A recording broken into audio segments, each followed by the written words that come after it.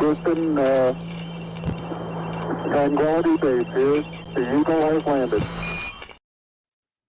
Good evening, folks. Welcome to Alien Addict on this fine and it is a tickling evening because I feel a little bit tickled right now because Rich is asleep, I think, because he's not yet here. I can hear him snoring. Hopefully he'll wake up. Rich, wake up. Somebody call Richie. But we have my beautiful guy, Musty Audio, in the house. How you doing? I'm good, mate. Ancient Civilisations. It was your idea. It was my idea. I was hoping there was going to be more people on, right? There is. I could hide my lack of knowledge. But there you go. Me too. I know nothing. I know pyramids are triangle. I did that thing. I did that thing where I was halfway through. The reason I thought about doing this when we were talking was I was halfway through reading Fingerprints of the Gods, because I'm going to do the three Hancock books next. And then I watched a couple of talks of his, and then I watched some talks from John Anthony West. And then I listened to a 5-hour podcast about it, and I was battered with so many numbers, I now can't remember anything.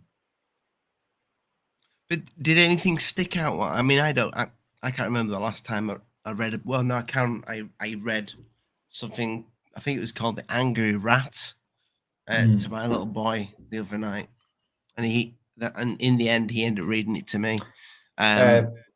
Little leaf fact: can't say that word on the Isle of Man. What, Angry Rat?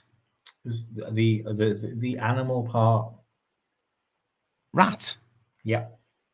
You can't say rat on the Isle of Man. No, it's bad luck.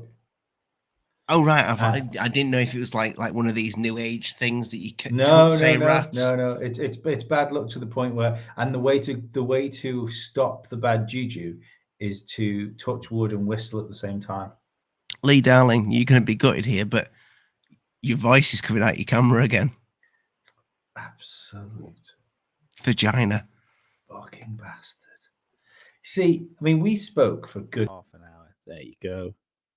Is that better? Oh, better, isn't it? Oh. Oh my word! Half an hour before we did this, and not 1 second did you go. Notice. No, Lee, you sound like a fucking idiot. No, yeah. I did not notice. The only thing I noticed was your green screen. You know, with the little. Oh yeah. Look, you had loads of hate from a green screen being, it's a bit fizzy tonight, a bit fizzy. There is a little bit of fizz on it. There is a bit of fizz. I can see a bit of fizz as well. We're just biding time till the other guests arrive, but they may not arrive. So we specially did this background for me and you because it's a background that's made for two. That has nothing to do with the content of the show. But let's face it, whenever I do a thumbnail, I don't really think the thumbnail matches the content anyway. Ever. So no, never. Takeaways so far that I've managed to stick in my head about the pyramids were if you were to put a pyramid underneath it, so it was more of a diamond shape, that is to scale the length and width of the world, of the planet, to scale. That is baffling. Yeah, it's these people back then. It's the closest building pointed to true north as well. And it's off slightly as well. It's off slightly to account for the wobble, like in the like the procession. There's a slight wobble to it. It's out to compensate for the wobble. It's fucking insane. There was something good that I found out. There's only today actually. Is that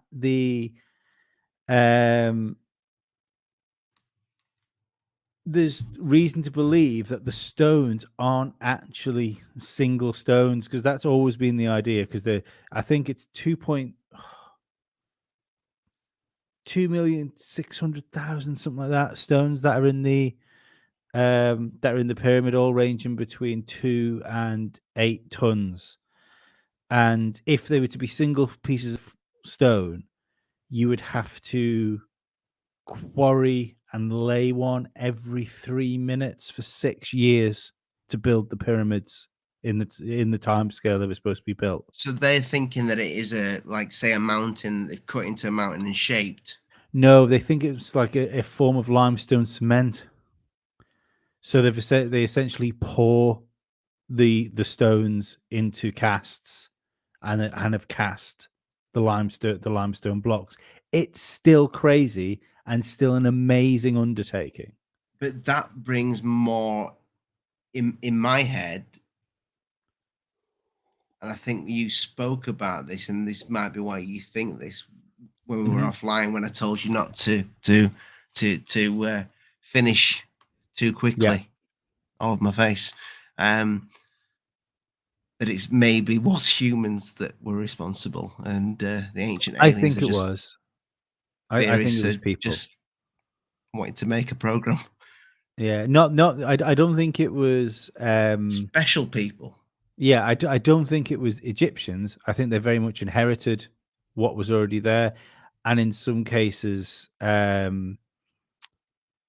have been more modern structures built on top of the old structures, like some of the pyramids, like the smaller pyramids, which are all falling apart now. There's reason to believe that they were built on top of older structures. But I mean, the idea that we couldn't be the first go round we've had of human civilization. I think there's something resonates with that with people.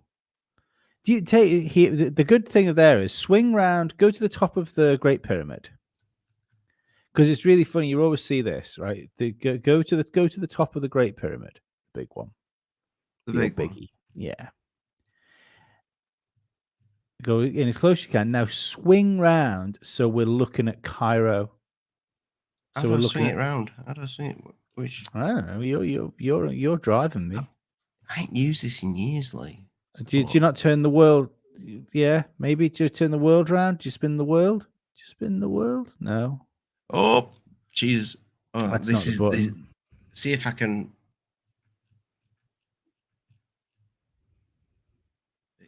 Found it again.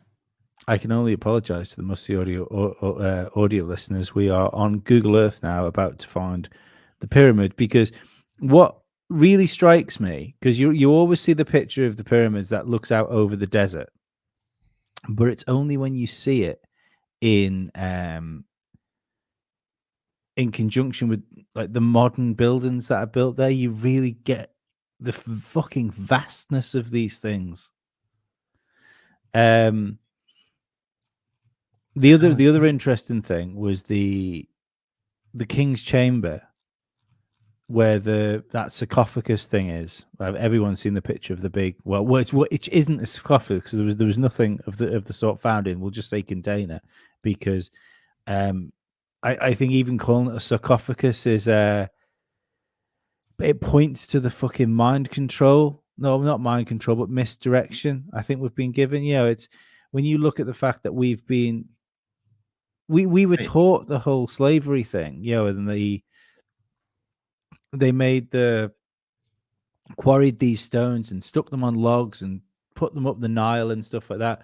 We were taught that as kids in school as if it was fact, and it's fucking lunacy when you actually when you think I think it worked out that the Nile, if you were to move stones the size that were used to build the pyramids, if they were stones, not cast things, but when we were told that they were shipped up the Nile would have to be fucking 70 foot deep to account for the displacement of water that the stones would cause.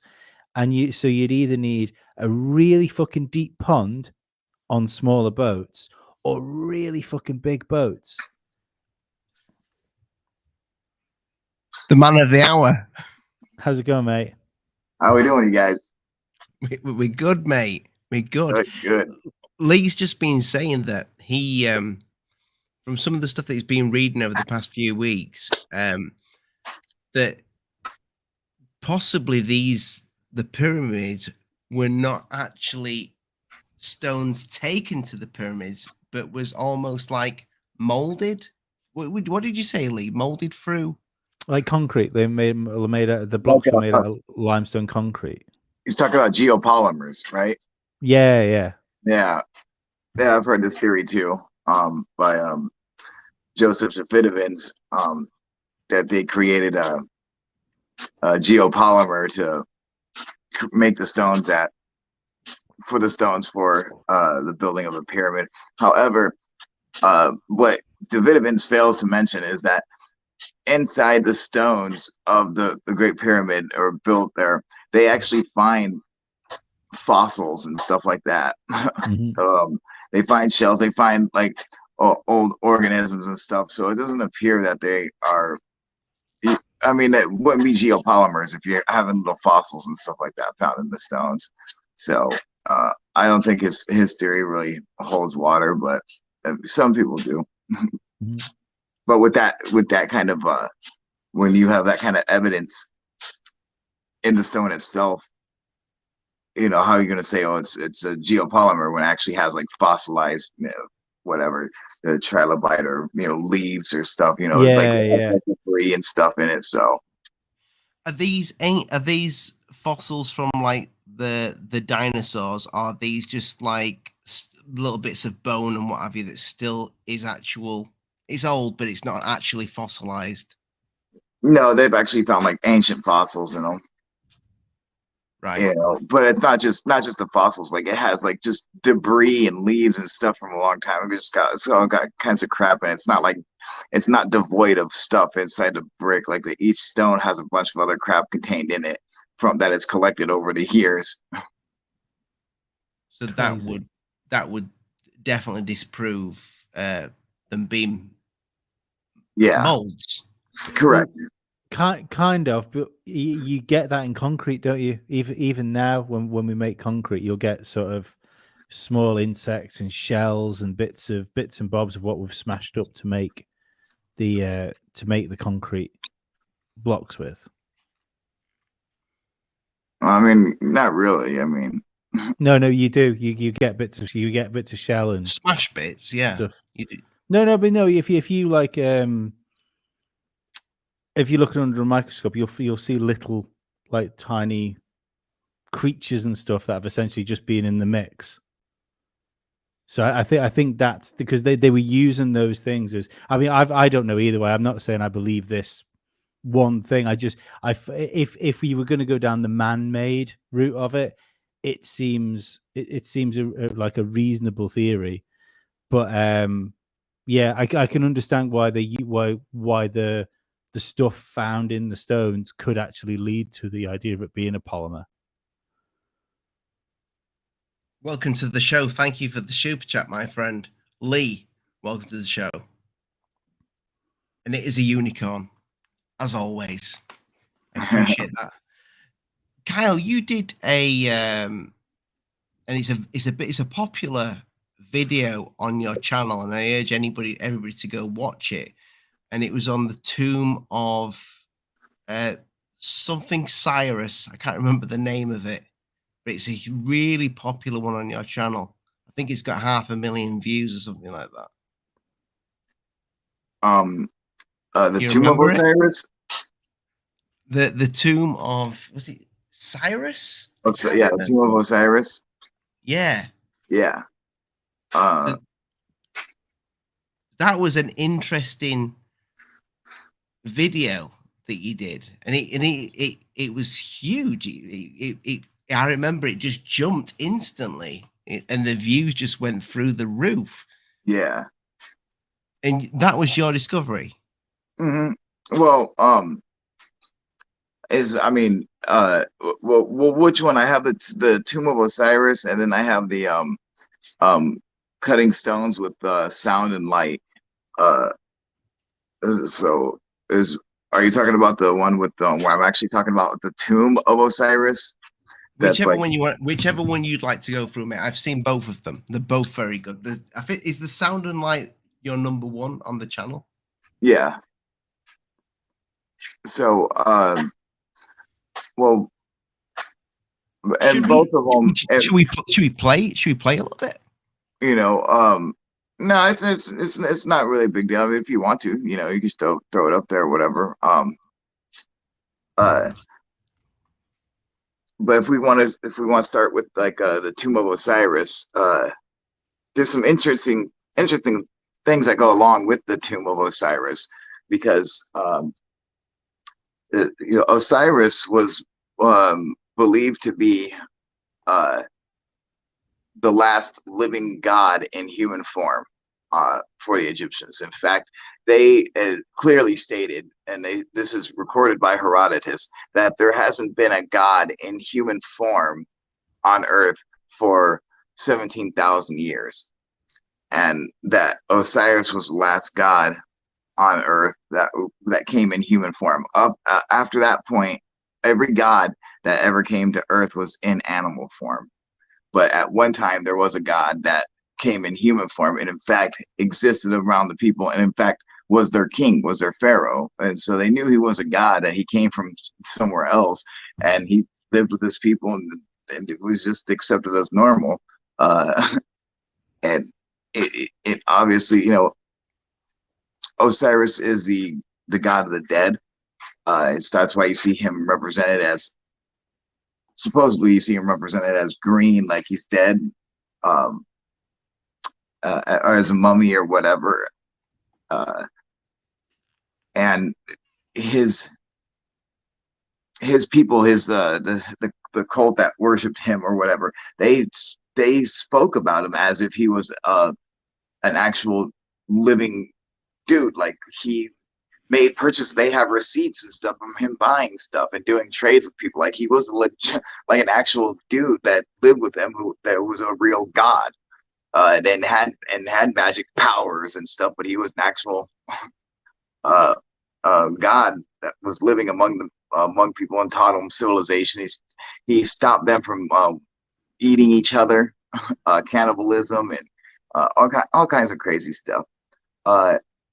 And one thing they found was his supposed tomb, and just the construction of his tomb alone is so impossible. It's so difficult. It doesn't even make sense today, and we don't actually have a good theory to explain how the tomb was made. They have some theories of it, but the theories don't really hold water. And they seem so far-fetched that, I mean, it's almost like a conspiracy theory just to try to believe those theories. Like, it's so messed up. So yeah, if you want to play a clip from that specific video from Tomb of Osiris, you can really see, like, you could really see the difficulty they had in attempting to make this tomb for Osiris. So what the problem is that the tomb is actually 90 feet underground. So they went 90 feet, you know, down, but it wasn't like a straight cut, like a straight drop down. It's like a drop and then a turn and then a drop and then another turn and a drop and a turn.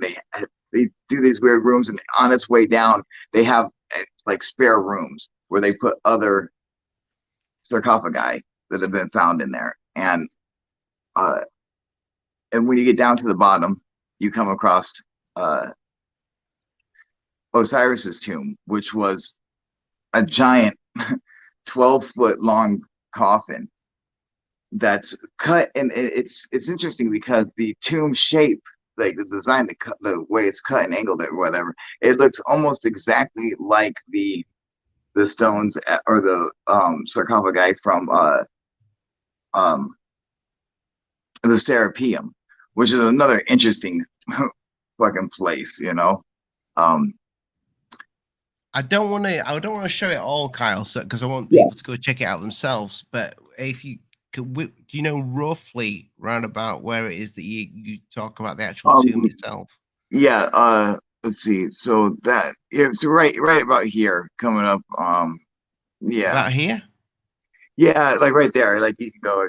Oh, start towards from the there. beginning. We'll just What's up, start. you We'll guys? play Yeah. the first bit here. then.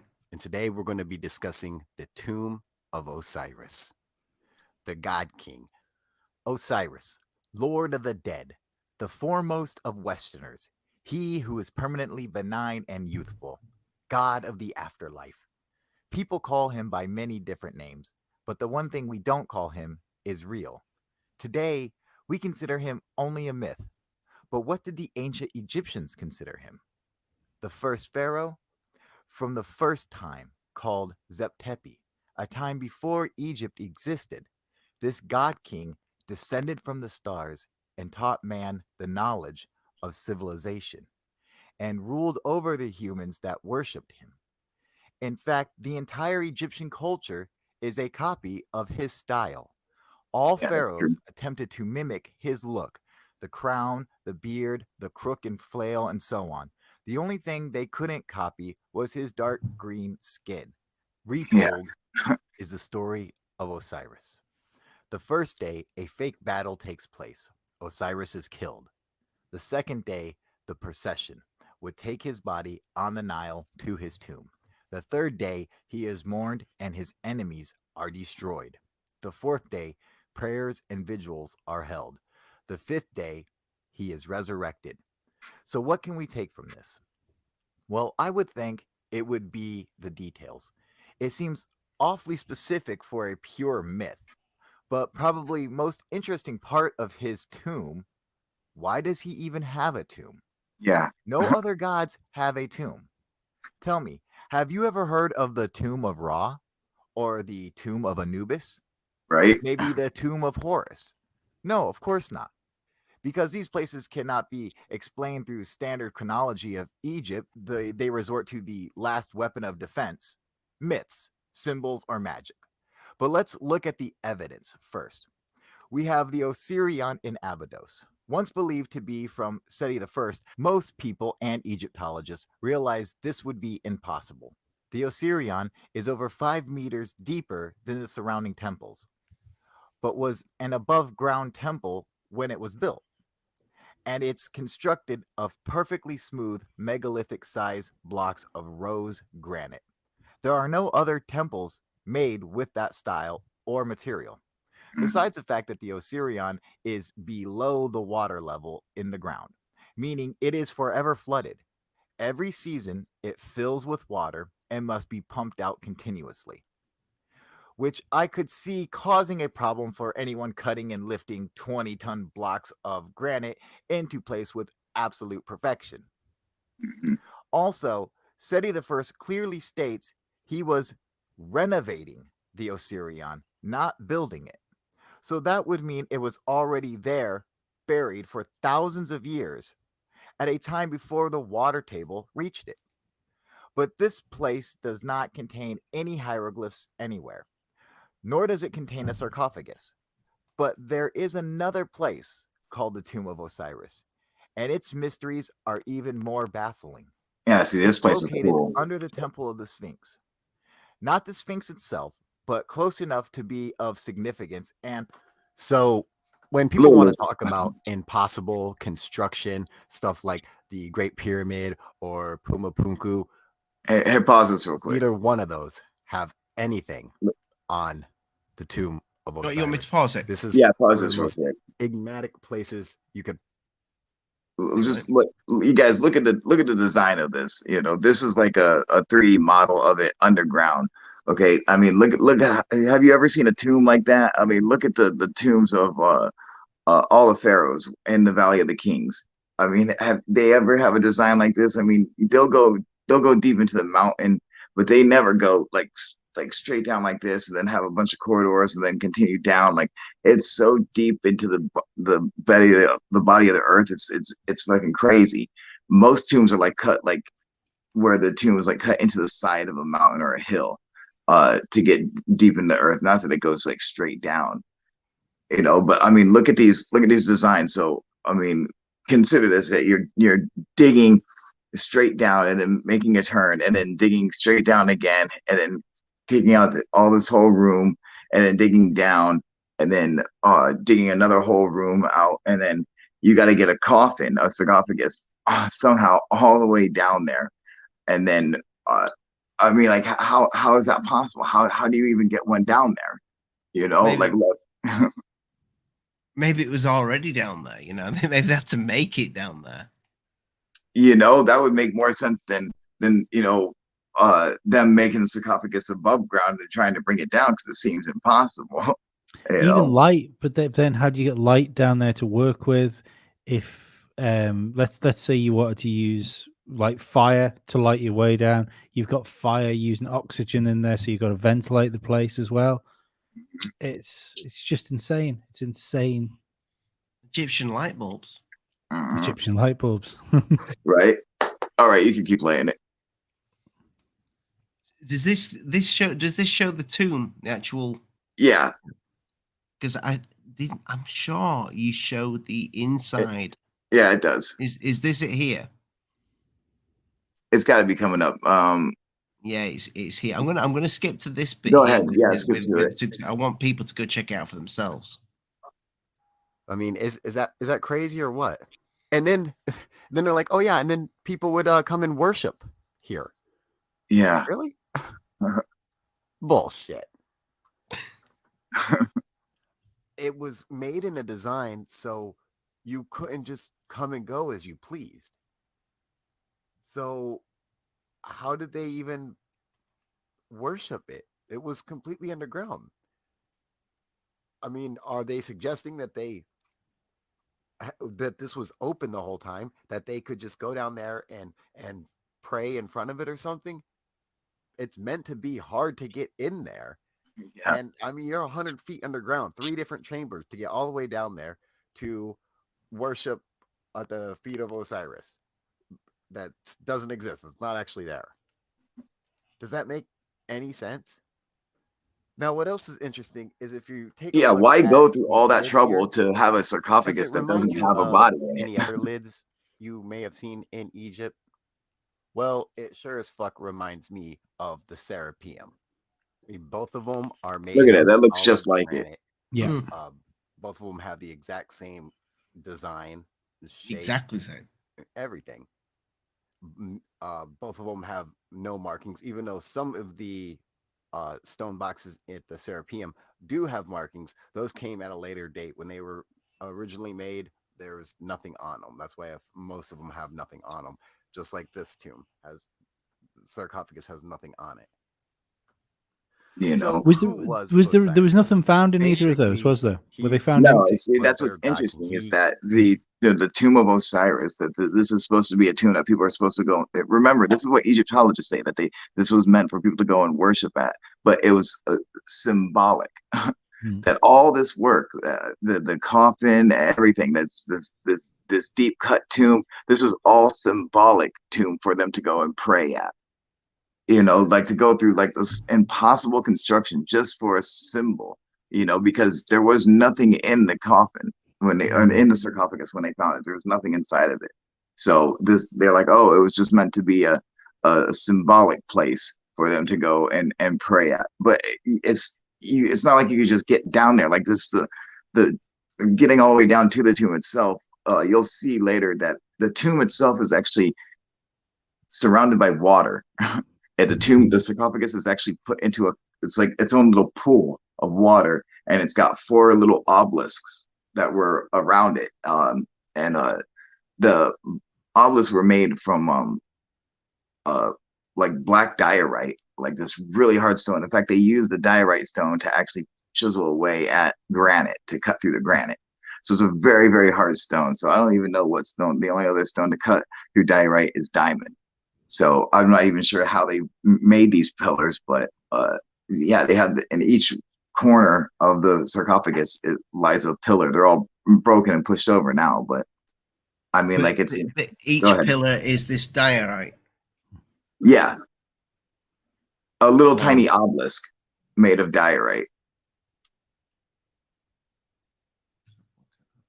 So one thing that I always ask myself when it comes to history, and especially with this one, with there being no body in the tomb, and this guy changed so much of history. You were talking about the cannibalism, this, that, and the other. Mhm. What if, say, I don't know, a few hundred years down, people started to talk about Osiris? What if he never existed?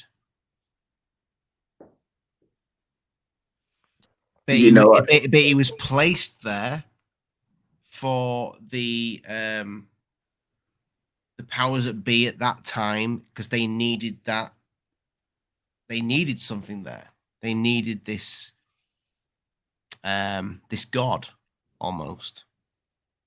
Have you ever thought about that? There was never a body there in the first place. That's what they say.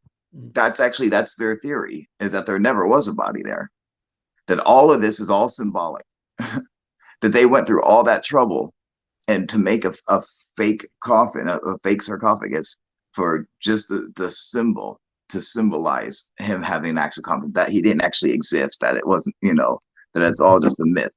But it seems to me that if you're going to go through all this trouble and have a sarcophagus and all these extra rooms, that's exactly what it was for. Like that there was a body in there at one time of their god king. It doesn't seem like it'd be a symbol for me to go through all that work that's next to impossible to do, for a symbol, for them just to symbolize an actual coffin, but not a real one. Like, how does that even make any sense? Why go through all that trouble?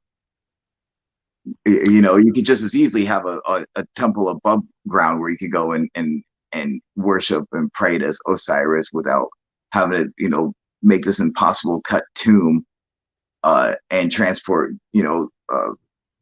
10-ton sarcophagi all the way down there. Like, it doesn't make any sense that it's just a symbol. And then to go down there and pray to it, like, it seems like ridiculous that it's just going way overboard with something that's supposed to be a symbol. Lee, did you want to ask a question, mate? Because you keep saying sarcophagus and stuff. Do you think these were originally built as tombs? Do you subscribe to the tomb idea? For what? For the Great Pyramid, for the what we were just looking at. Well, we were just looking at the tomb of Osiris, which isn't the Great Pyramid. No, I know, but the idea that these things were built as burial chambers. Even then, now I don't really think like that the Great Pyramid was meant to be a burial chamber. I mean, there's never been a mummy found inside a pyramid. Yeah, no, that's I don't think that as well. Yeah, it's what we get taught as children, and then it turns out everything we learn is about Egypt when we're in school is complete and utter fucking bullshit. Right. Give me 1 second. I'm gonna go grab a drink real quick. Yeah. What I was wondering, Lee, when it came to this dude, is I don't know the time scale of when these people were worshipping him, going down. How long had this person apparently? Nope. How long had he lived for? Yeah, because no I one wonder does. if they can they date, like the is there a way for them to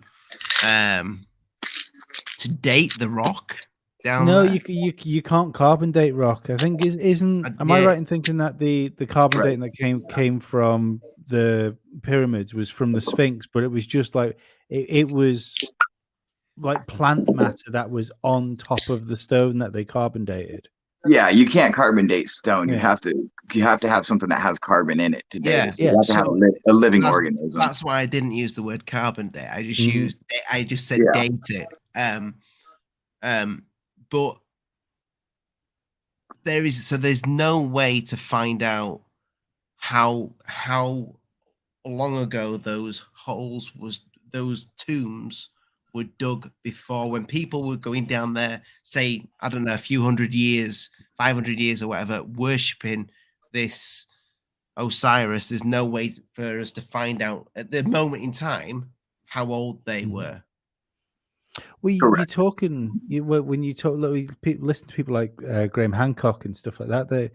You're talking about theories there that suggests that these were built not only like before Egypt, but before when that area of the world was essentially on at a different part of the planet, you know, as far as like crust displacement and stuff goes.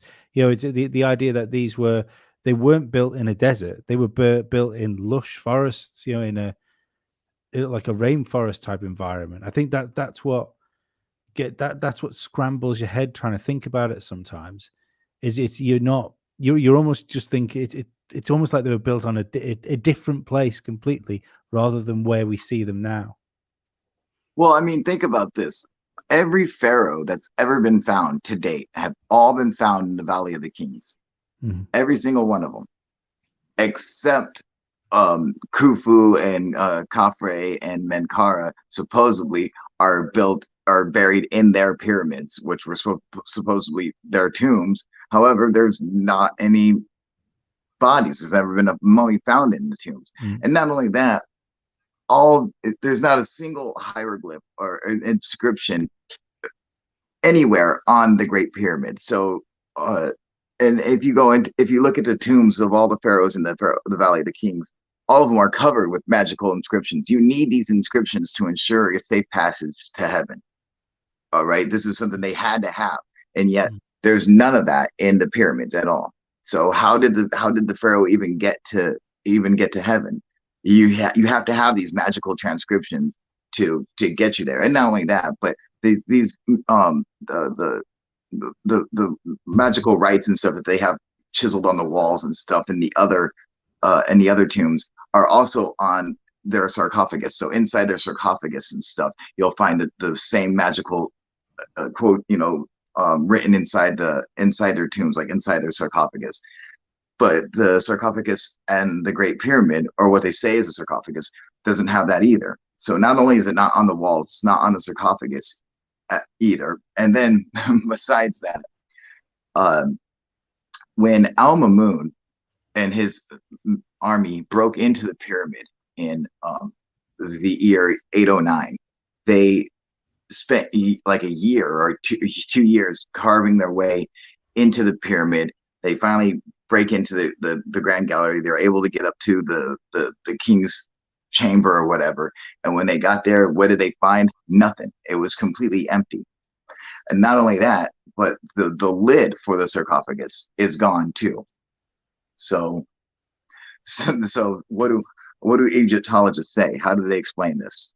They say, oh, well, it got robbed before Al-Mamun broke into it. Somebody from an earlier time broke in, stole the body of the pharaoh, and for some reason stole the lid of the sarcophagus. All right, they say that's what they say.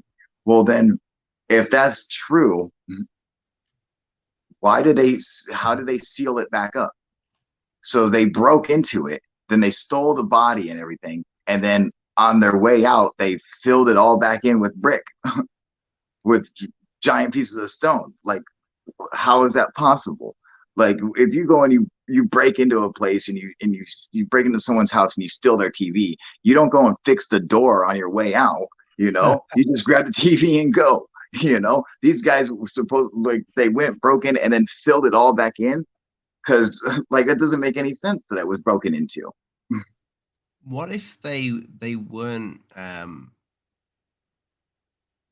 So I'm just going to put this out there, because we spoke when we did the ET video. We were saying about ET being Jesus. Mm-hmm. So Jesus died and was put in a tomb, and he rose from the tomb.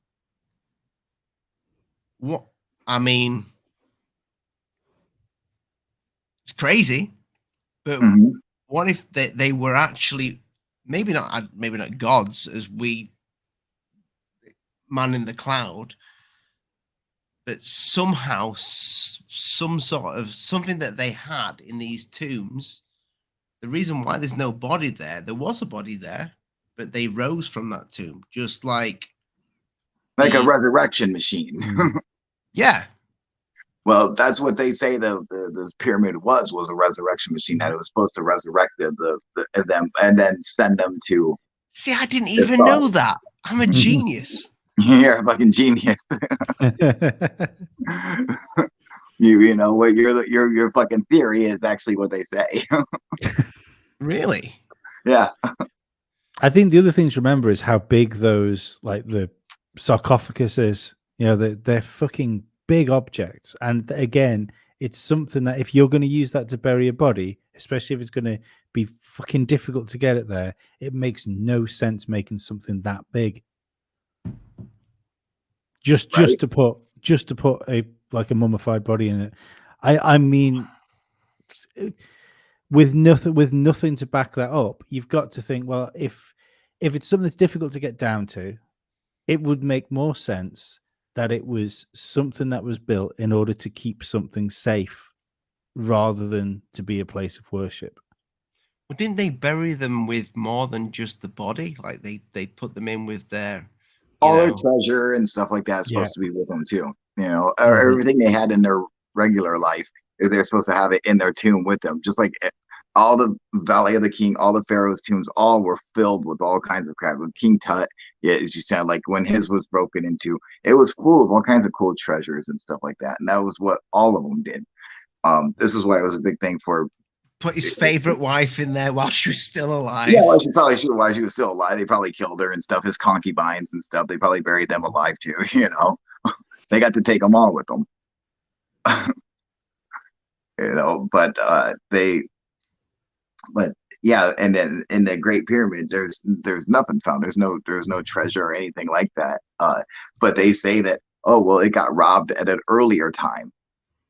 But that means that they would have had to, you know, on their way back out, they would have had to go and take the giant stones and put them back in place.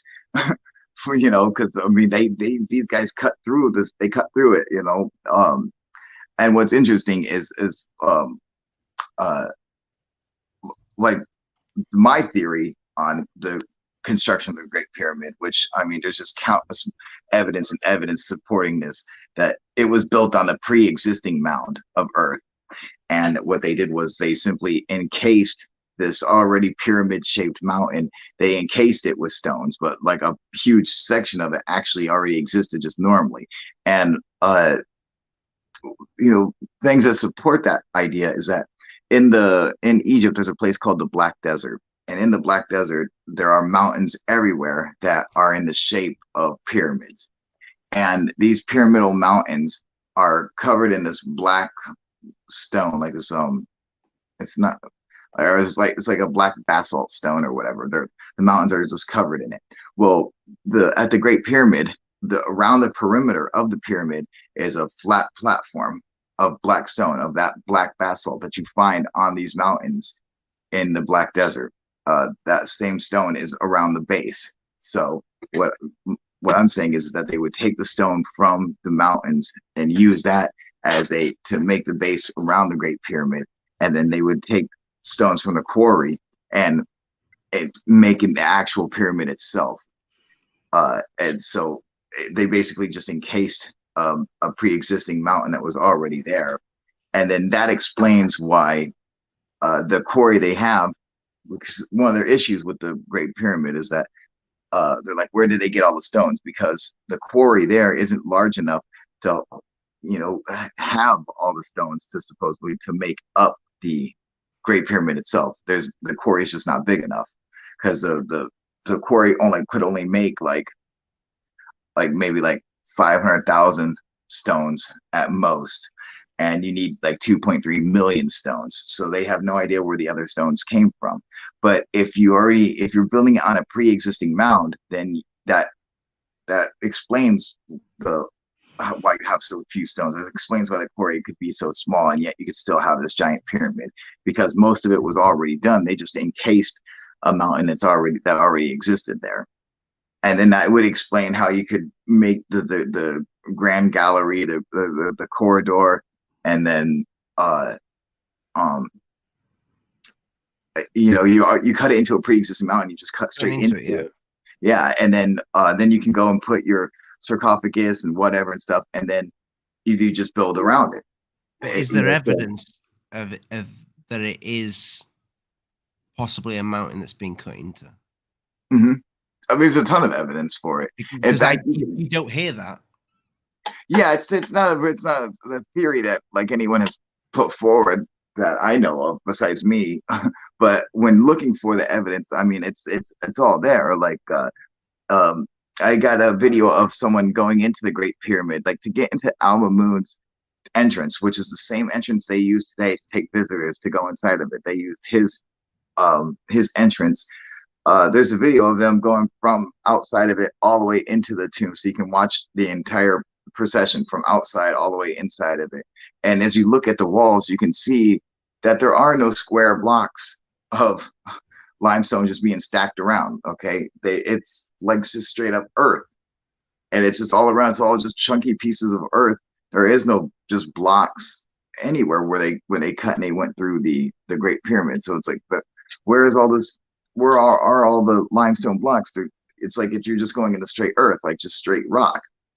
And in fact, there's a speech I put up there where Eric von Daniken is talking about going into the Great Pyramid and how it looks like you're just going into a giant rock.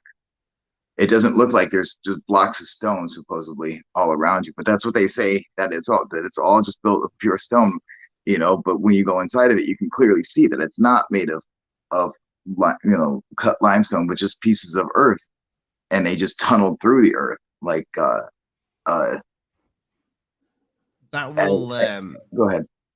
I was just gonna say that brings us on to, I think this is your number one video on your channel. It's got over 600,000 views.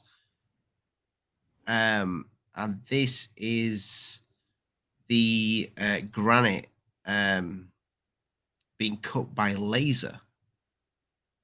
Am I right there, Kyle? Oh yeah, well, in that video I was showing how they could well, not cut, laser, but sun. Yeah, they were using the a lens, a Fresnel lens to melt through stone, and like actually they could combine metal and stone together because they could get the temperature so hot, which is this lens. Like it's crazy how high temperatures they could reach just using a lens like that. So we'll play a little bit of this if you don't mind, mate. Is there a certain bit? Is it a certain bit in there that's the best bit to go to that you can remember? If you want to see the lens light stuff on fire, that's pretty cool. It's more you explaining it, like the like right there. Yeah, it's where they're melting it. Oh, look at that. It turns into a little puddle of lava. Okay, we'll put it this far in because people can go check this out for themselves. There's weight on it, and it's just running the frequency, just shaking it. And oh, that's the beginning. That's with the water. Watch what happens. This is really neat. Is this cutting with this water? Blew my mind when I first saw this. Watch, look. So he's showing you where he was holding the two rocks together. What'd you say, Ollie? Now watch. And it was a corner. It was a corner piece. It fits right over it. What's that remind you of? Saxe Huaman? Yes. Right. All right. So now we're going to check out the Fresnel lens. And what this is really just a magnifying glass in a sense that you can start a fire with. It's a lens that gets super, super hot. I mean, way hotter than a magnifying glass would. The way as soon as you put a piece of wood in there, it bursts into flames. Allows it to do this. So here, when we take a look at this video right here, he holds the wood under it for 2 seconds and it bursts into flames. I mean, this is nuts. Now he starts, this is what I really like, is that they can melt rock with it. Now, there's been a ton of things where people are like, oh man, it looks like they like melted them together. Well, perhaps they could. And there's different evidence we're going to see later. Now look at this. This is what's really neat. He's melting. He has got a nail on there, and the nail melts together with the stone and fuses together with it. This is how hot this gets. Now they say that, okay, if they're going to use fire to soften the granite and break it, I mean, that makes sense. But if you have a lot of wood to make fire with, which the Egyptians didn't, but they had a ton of sun. So it seems logical. I mean, look, you make lava with this shit. No joke. Look how it's fused together like that. Is that crazy or what? Look at this. You make a little pool of lava with the sun, with the power of the sun. The question would be now though, there's is reasons why I think that this is possible. How you'd do that inside a building? You know, it's okay with a lens, like focusing in a small area, but to use that as some sort of technology to cut into pyramid, well, into a mountain to create the pyramids. I just don't get not using that. I'm not saying that they're using a lens to cut into the mountain. No, right, that's okay, not, cool. no, I'm not saying that at all. No, Just some sort of advanced technology that we don't know about.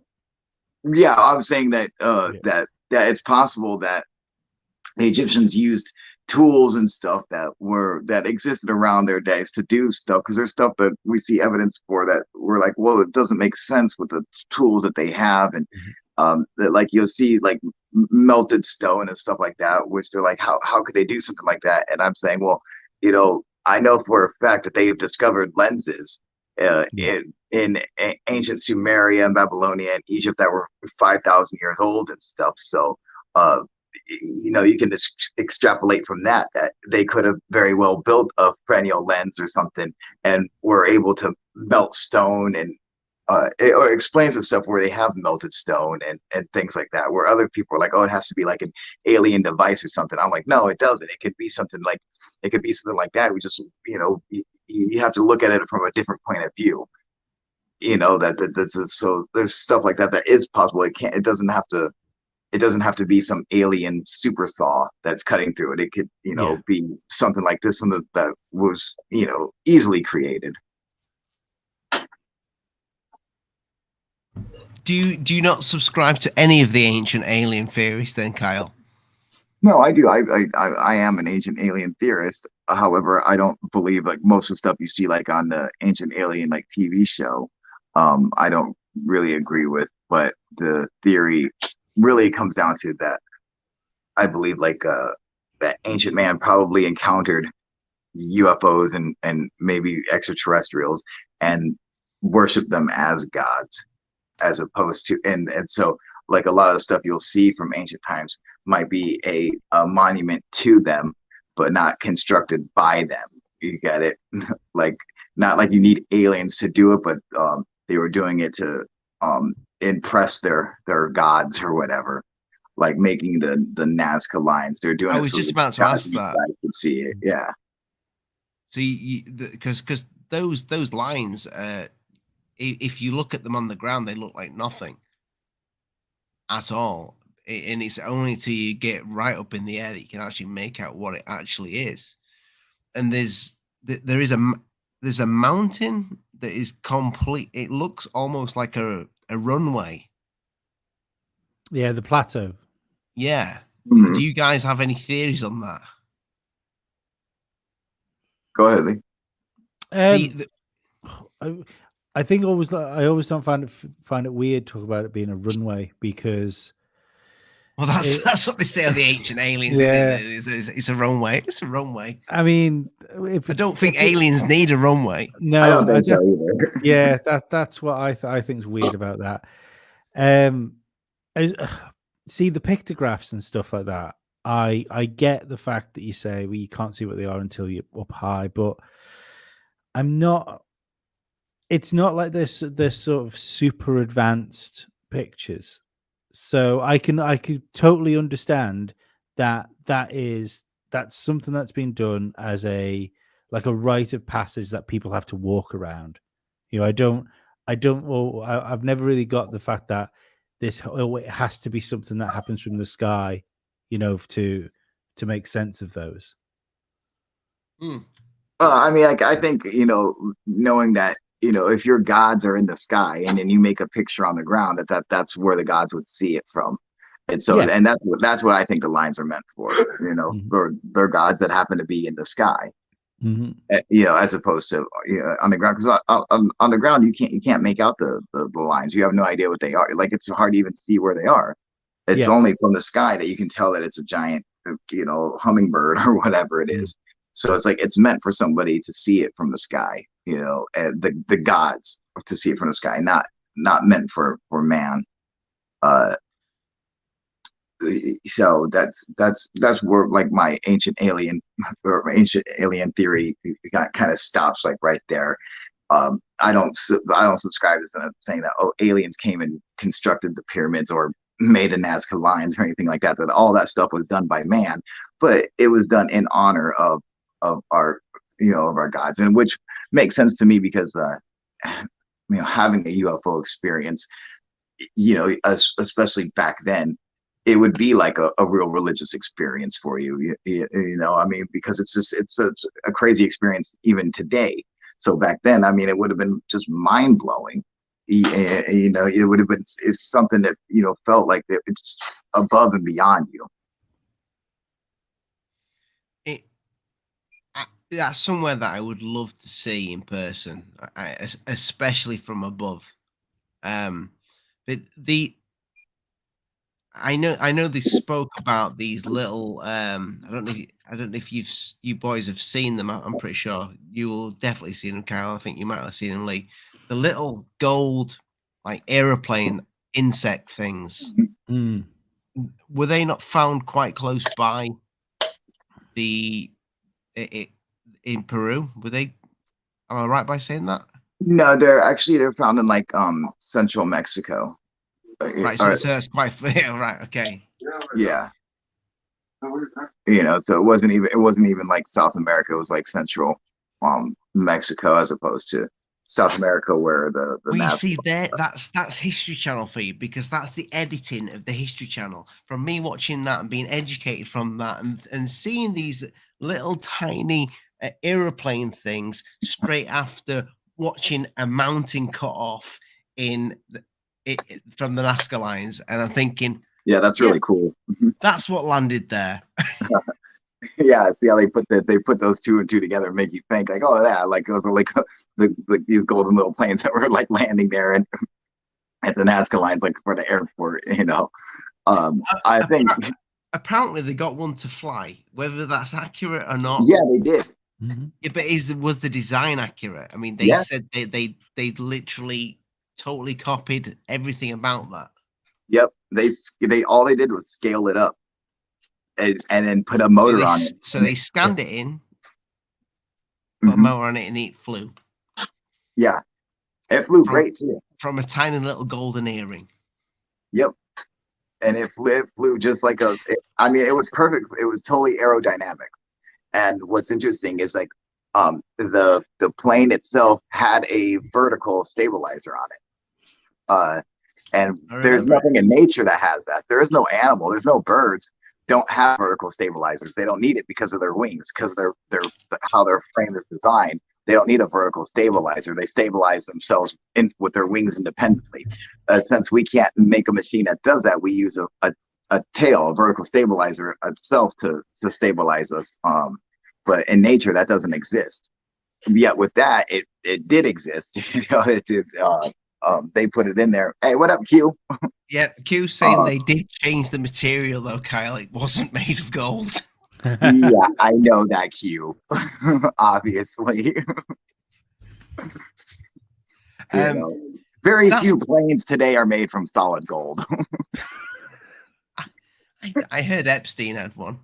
Yeah,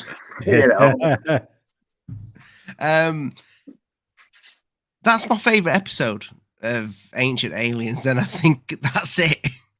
Yeah. When they made that actual plane, didn't they do the bird as well as a glider? Yeah, you're talking about the Saqqara bird. Yes. Right. Mm-hmm. And that flew as well. And the Saqqara bird itself is very interesting because it has a tail is set vertically.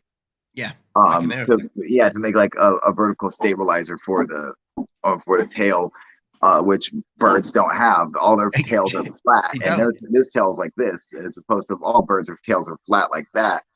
I mean, that's another thing. That's like there's no bird in nature has a tail that goes straight up and down.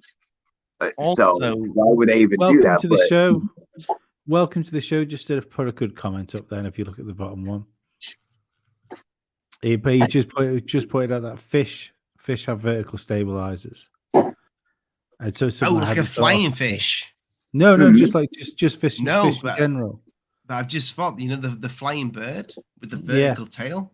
But it just made me think then if back then, essentially you're talking about an ancient culture working out fluid dynamics, aren't you? But but back then, if someone saw a fish going through water and thought, well, hang on a second, we could make gliders like that.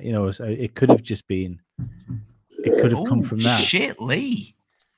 Well, Lee. you got to think like that. Not all fish are like that, okay? Because like dolphins or whales, their tails are flat. Mm-hmm. No, but Kyle, what Lee's saying there, are you saying that you think that maybe they were experimenting? Yeah, there's no reason looking why at fish and looking at birds and thinking, how do we get something to fly? Yeah. There's no reason why it wouldn't be a thought. I don't think you would think, oh, how are you going to get something to fly from studying a fish underwater as opposed to studying something in the air. I mean, if you thought if you worked out, well, hang on, it's balancing. It's just using it for balance. I don't. Yeah. If you talk about a culture that worked out how to weld massive bits of stone together. You boys talk. I'm gonna bring these things up on the screen. No, I'd never thought about it. Like that's all. Welcome to the show. That it had never dawned on me. Welcome to the show, Lee. Well done, mate. No, I like that. That's what it is. But what? Just quickly, just to slightly off topic. I know last time I was on the show last week, you were talking about your UFO experience. What was that?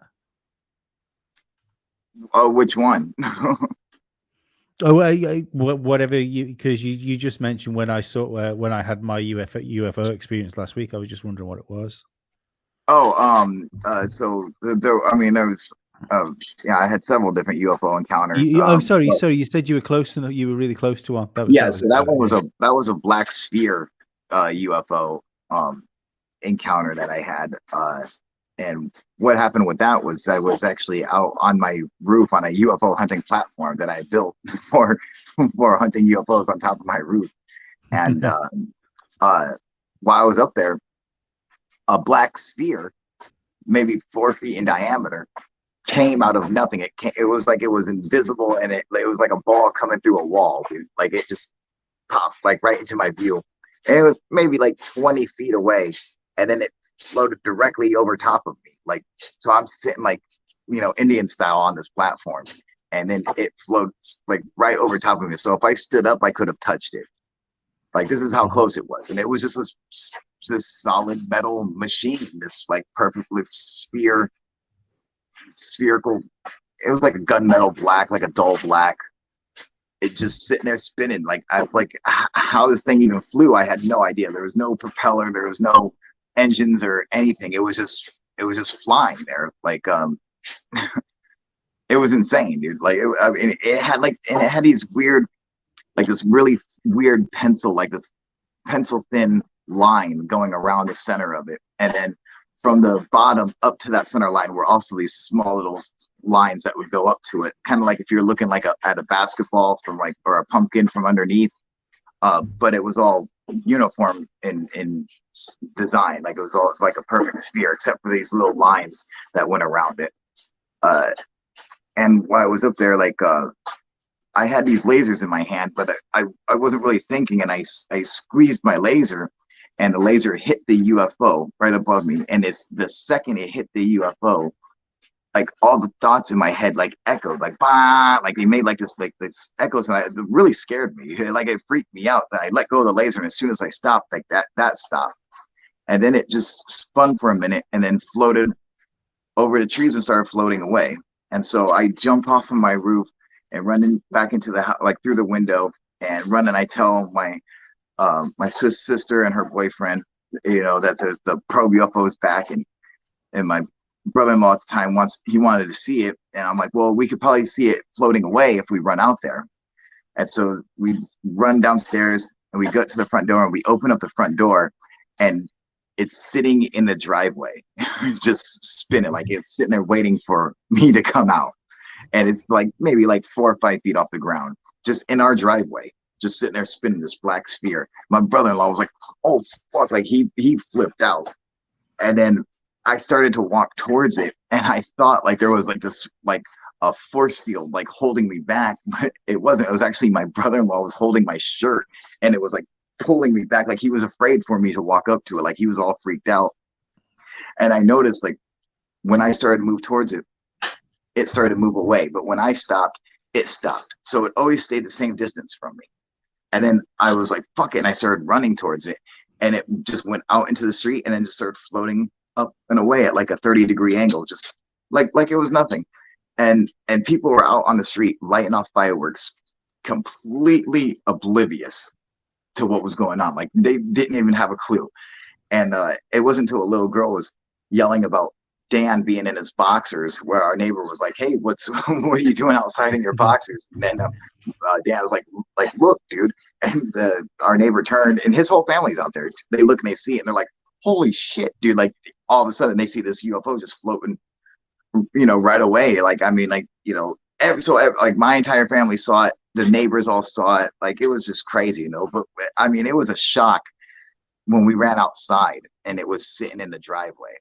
Because I expected it to be up in the air. Because remember, last time I saw it, it was floating. It flew over the trees like it was floating away, but it must have went over the trees, then came back around and came into my driveway and sat there and waited for me to come back outside. Like that's what it seemed like to me, because it was sitting there in my driveway, just like waiting for us to come back outside.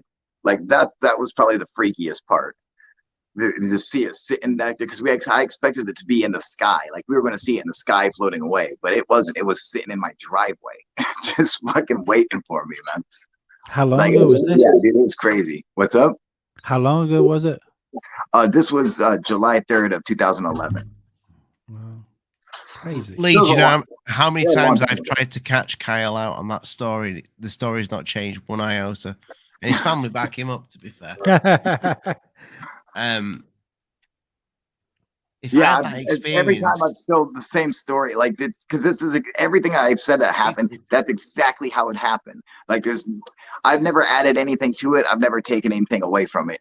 Exactly what I say happened is exactly what happened. Everything I saw, that's what I saw. And this here on Google Earth is the thing on your roof. Am I right by saying on the Google Earth? If you look at your house, that's your that is on your UFO hunting. Yeah, you can actually, in my video, you can see it. You can see you can actually see this in the video. You can see it on my roof. Like I show in my video, I go on Google Earth and I show you my house at the time where I lived. And during that time, 2011, you can see the hunting platform on my roof. You can see the crop circle that I had painted on my roof, kind of like a Nazca line, because it's like, no, unless you were in the sky, no one could see that design. You had to be in the sky to see it, But why it was did you pick this? I've seen it before, and it's quite a famous one. But why? Why did I don't know. I don't believe in crop circles. I have no idea why. I came across it when I first seen it. It like hit me like that sign meant something, and like it was so strong that I wanted to get a tattoo of it. Give us a look for the audience. There you go. That's cool. Yeah, it's a real famous crop circle, but and Lee is probably as covered as you in tattoos, to be honest with you. Oh, just the arm. I've got a few on the arm. Wow. Yeah, it just meant something to me. So I'm like, I had it, and I to this day I still don't believe in crop circles, but something about that symbol is beyond the crop circle. It's it means more than what that crop circle, So maybe whoever made it. And this was that UFO that actually in that story where I'm talking about my sphere UFO, I actually talk about this encounter as well, where I saw this one. It was an orb of light, and it transformed into this. The light went out, and it formed a black flying delta, but it wasn't flying like a plane. It was flying completely inverted, like that. So it was like this knife, like coming across the sky, dude. Like it was. It looked like it should have just fell right out of the sky. You get it? Like it was completely inverted. It should, a plane should fly like this, you know, so its wings should be flying like that, but it was flying completely inverted. And it was only like doing like maybe 15 miles an hour. Just, I mean, it was just creeping, dude. I had more than enough time just to sit there and stare at it and really make out every detail. And one of the things that really stuck out was the lights themselves. There were 5 lights that were like evenly spaced throughout the craft, and each light itself seemed to be little rainbows, where they appeared to be white, but you could see every other color inside of it. Like it would be like flashing just every different color, but the primary color would be like a white light. But you could see, like, it would be like how a prism will turn white light and then separate it into all the different colors. That's what it seemed like. So it seemed like maybe they were prisms up there, where you would see mostly white light, but then you would see the prism of all the other colors of light coming from it. If you get what I mean. Like it's hard to explain, but it's you know, that's what it looked like, you know. Well, there we go, boys. That and Kyle, yeah. I mean, you can go, you tell your whole story in your channel about all your different UFO encounters. I've had you on a few times, and we spoke about, and I find it fascinating. I really do. I would love to have that up close. I think even Lee's had a better UFO sighting than I've had. I've just seen stuff in the corner of my eye, seen stuff that I filmed last minute. I've never had anything that I could say, holy shit, that's an alien, or that's something crazy, some sort of crazy tech that's not from around here. I've never had that. My father, as everybody knows on this channel, this is why I'm into UFOs in the first place. When he was in the Merchant Navy, a UFO went straight over the ship at a speed that they couldn't comprehend. Big bright light. This is in broad daylight, and they called it in. My dad got me into this subject, but I would love to have that personal experience. I think the people I speak to on this channel, the people, and guys, here's my email. If you've got an experience, I want you on the show. I want to hear what your experience is. This is what I do. And I would love to have that experience, because so many people that I've spoke to about their experiences, that they're so excited and they're so personal and so emotional about their experiences. You know, you got to go out and look. You know, that's the biggest thing. You know? In fact, like when I had my encounter with the black sphere, I was out there with all my UFO hunting equipment. Like I was prepared to go UFO hunting with my night vision, my binoculars, and you know, my spotting scope and lasers and all that stuff. So it's not like it just happened out of nowhere. Like that one, I was prepared to go out and look for them. You know, because that encounter happened on July 3rd, and I had my very first sighting on December 27th of 2010. So, you know, there was only 6 months of since my very first UFO sighting to get to where I had that encounter with the sphere. But me and Lee are going to come back to that, because I've got some questions about that. I personally think it's personal experience, because I think what I see, I think I'm seeing somebody else's experience. You know, if I see a UFO, I'm probably seeing somebody else's experience, because I honestly think I think that people are picked. But I'm going to come back to that. Because yeah, these are what they show on the Ancient Aliens. And I'm not going to say it's Ancient Aliens Discovery, because it's really not. But I do find these little things fascinating, that they've got that the back end that a bird doesn't have. That's an airplane. Now, if you look at the one on the very top row, the third one over, you see that one? That's the one that they turned into a plane. Yeah, that one, correct. That one, yeah. Yep. Yeah, that's it there. That's when they made it a plane. You know, so it seemed to fly just fine. Now the thing is that they say that these are supposed to represent fish, which makes sense, that it could, because fish do have, their tails do go straight up and down. So that makes sense. I mean, it does. If you look at the some of the other ones, it looks like they do have eyes on top of the head.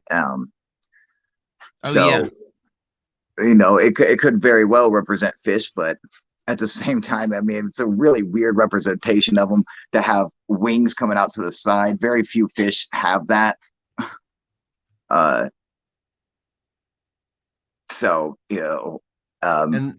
this, like, I mean, what's that about on the back end of the tail? You see this? You see the wings, how they've got that swirl? Yeah. I was my good friend. He is an engineer that it works in the RAF, and he fixes aeroplanes. And he was telling me, and I'm going to butcher this, but that little symbol, that cutout in the wing, is actually kind of how air works going over the vortices. The vortices spoiling off the thing. Yeah, I can see why. Yeah, I've seen that too, and it doesn't. It seems to represent it. And if you look at the one that the one that they actually flew, it actually has little swirls and stuff around the wings, the same as that one, where it looks like it could have had little air currents or little air vortices going around. Yeah, it does. It's got all those little symbols. There you go. Yeah, see, so that looks like it could be air representing, going around the wing itself. 100%. Yeah. Yeah. The only issue with that is if if it was traveling forward, those vortices would be on the back end of the wing. Correct. So that's the only issue with that. Then if you look at the back end of the wing and the tail, that looks like fish bones. Like a fin in the fins. What's top left up there? Is that what you're saying? They made the planes when they made them fly? Is that the top? Yeah, this one here that we're looking at in big. Yeah, that is these, I believe. Yep, that's the ones that fly, and that's the representation of them. Yeah, exactly. And they really flew. There's a Sakara bird. And look at this. Notice this. The wings on the Sakara bird are on top of the bird's body. Yeah, I mean, like, it's just so fucking crazy, man. It's got a vertical stabilizer for it. I mean, that's just nuts. I mean, that though just looks like somebody's whittled a bird out of wood, though, doesn't it? That's exactly what it is. Yeah, someone did just whittle the little bird out of it. Yeah, I mean, I don't think that there has to be anything. There doesn't have to be anything otherworldly about that, apart from somebody tried to make a bird toy. Apart from the tail.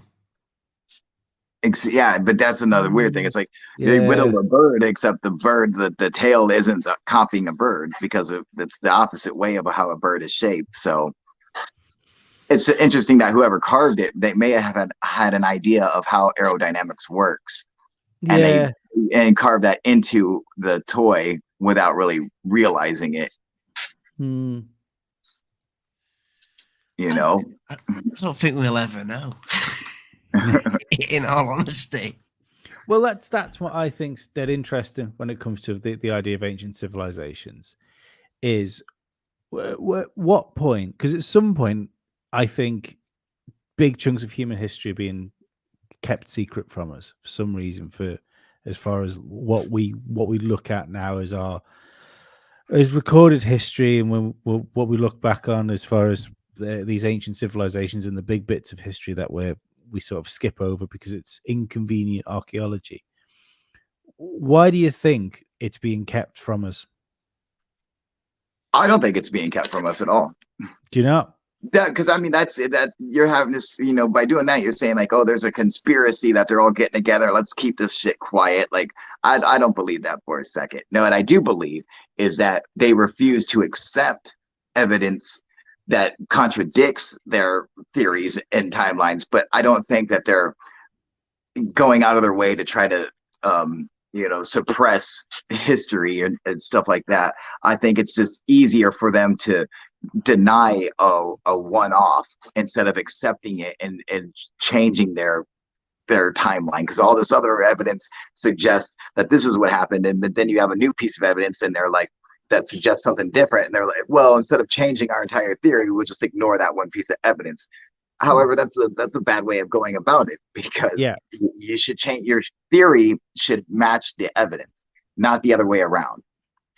It's like you take your evidence and your theory should match that. You don't want to try to match your theory. You don't want to try to match the evidence to go with your theory.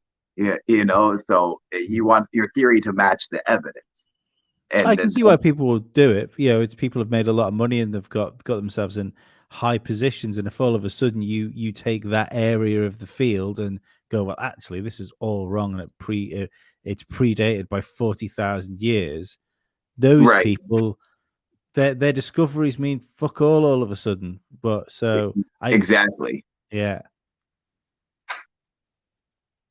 Don't you find though that because of the how high we hold ourselves now, mainly the archaeologists and the scientists that look into this type of thing, that thousands and thousands and thousands of years of them telling the earth what certain things were, i.e. gods, is all starting to be disproven as just, these are what these people believed, and this is why they believed it. What if we're wrong, and the thousands and thousands and thousands of years of people telling us stuff, they're right, because we've been doing it for such a short time, but we're very cocky?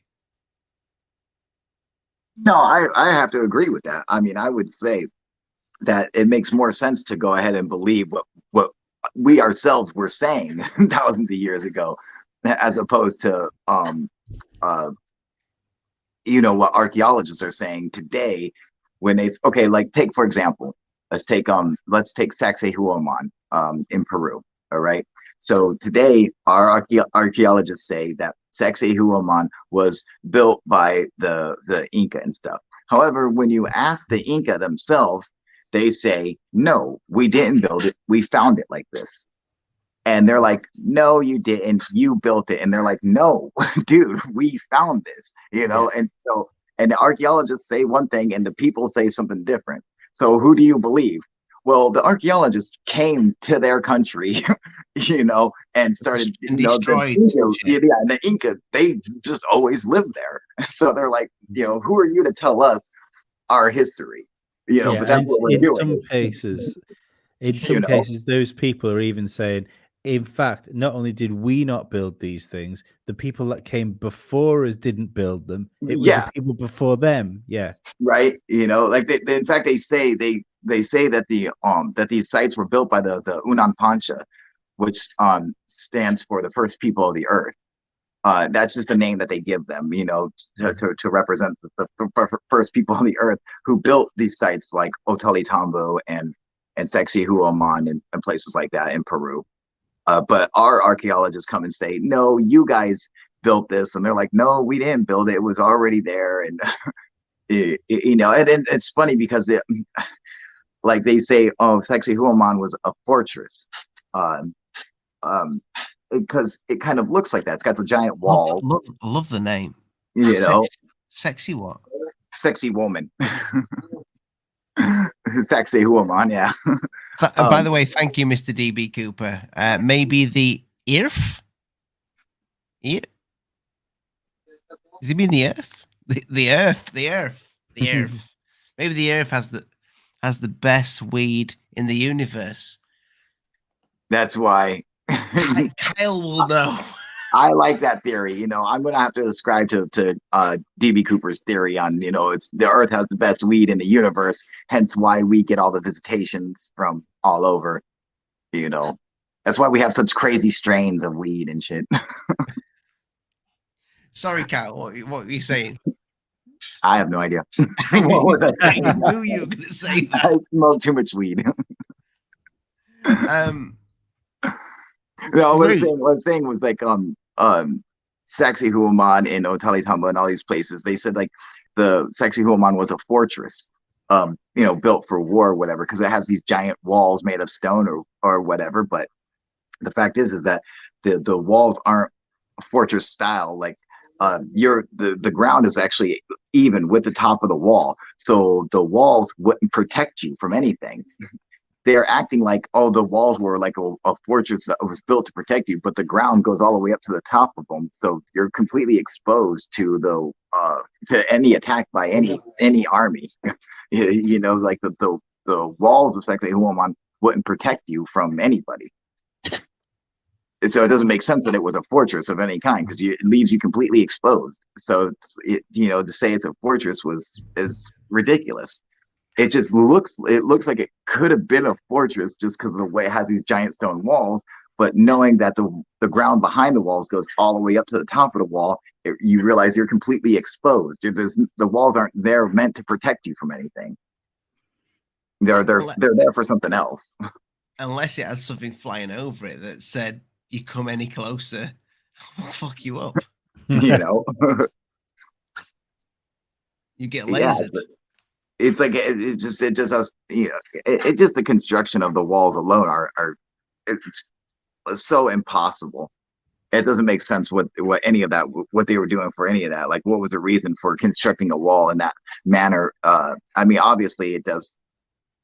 Like the fact that it still exists today is probably the biggest piece of evidence right there. Is like they built it for its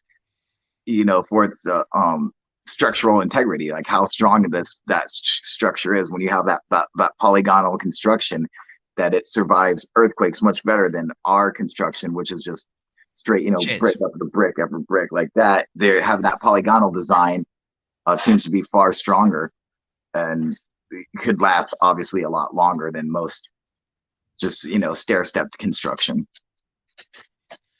Lee, I get the feeling you used to subscribe to the fact that we was probably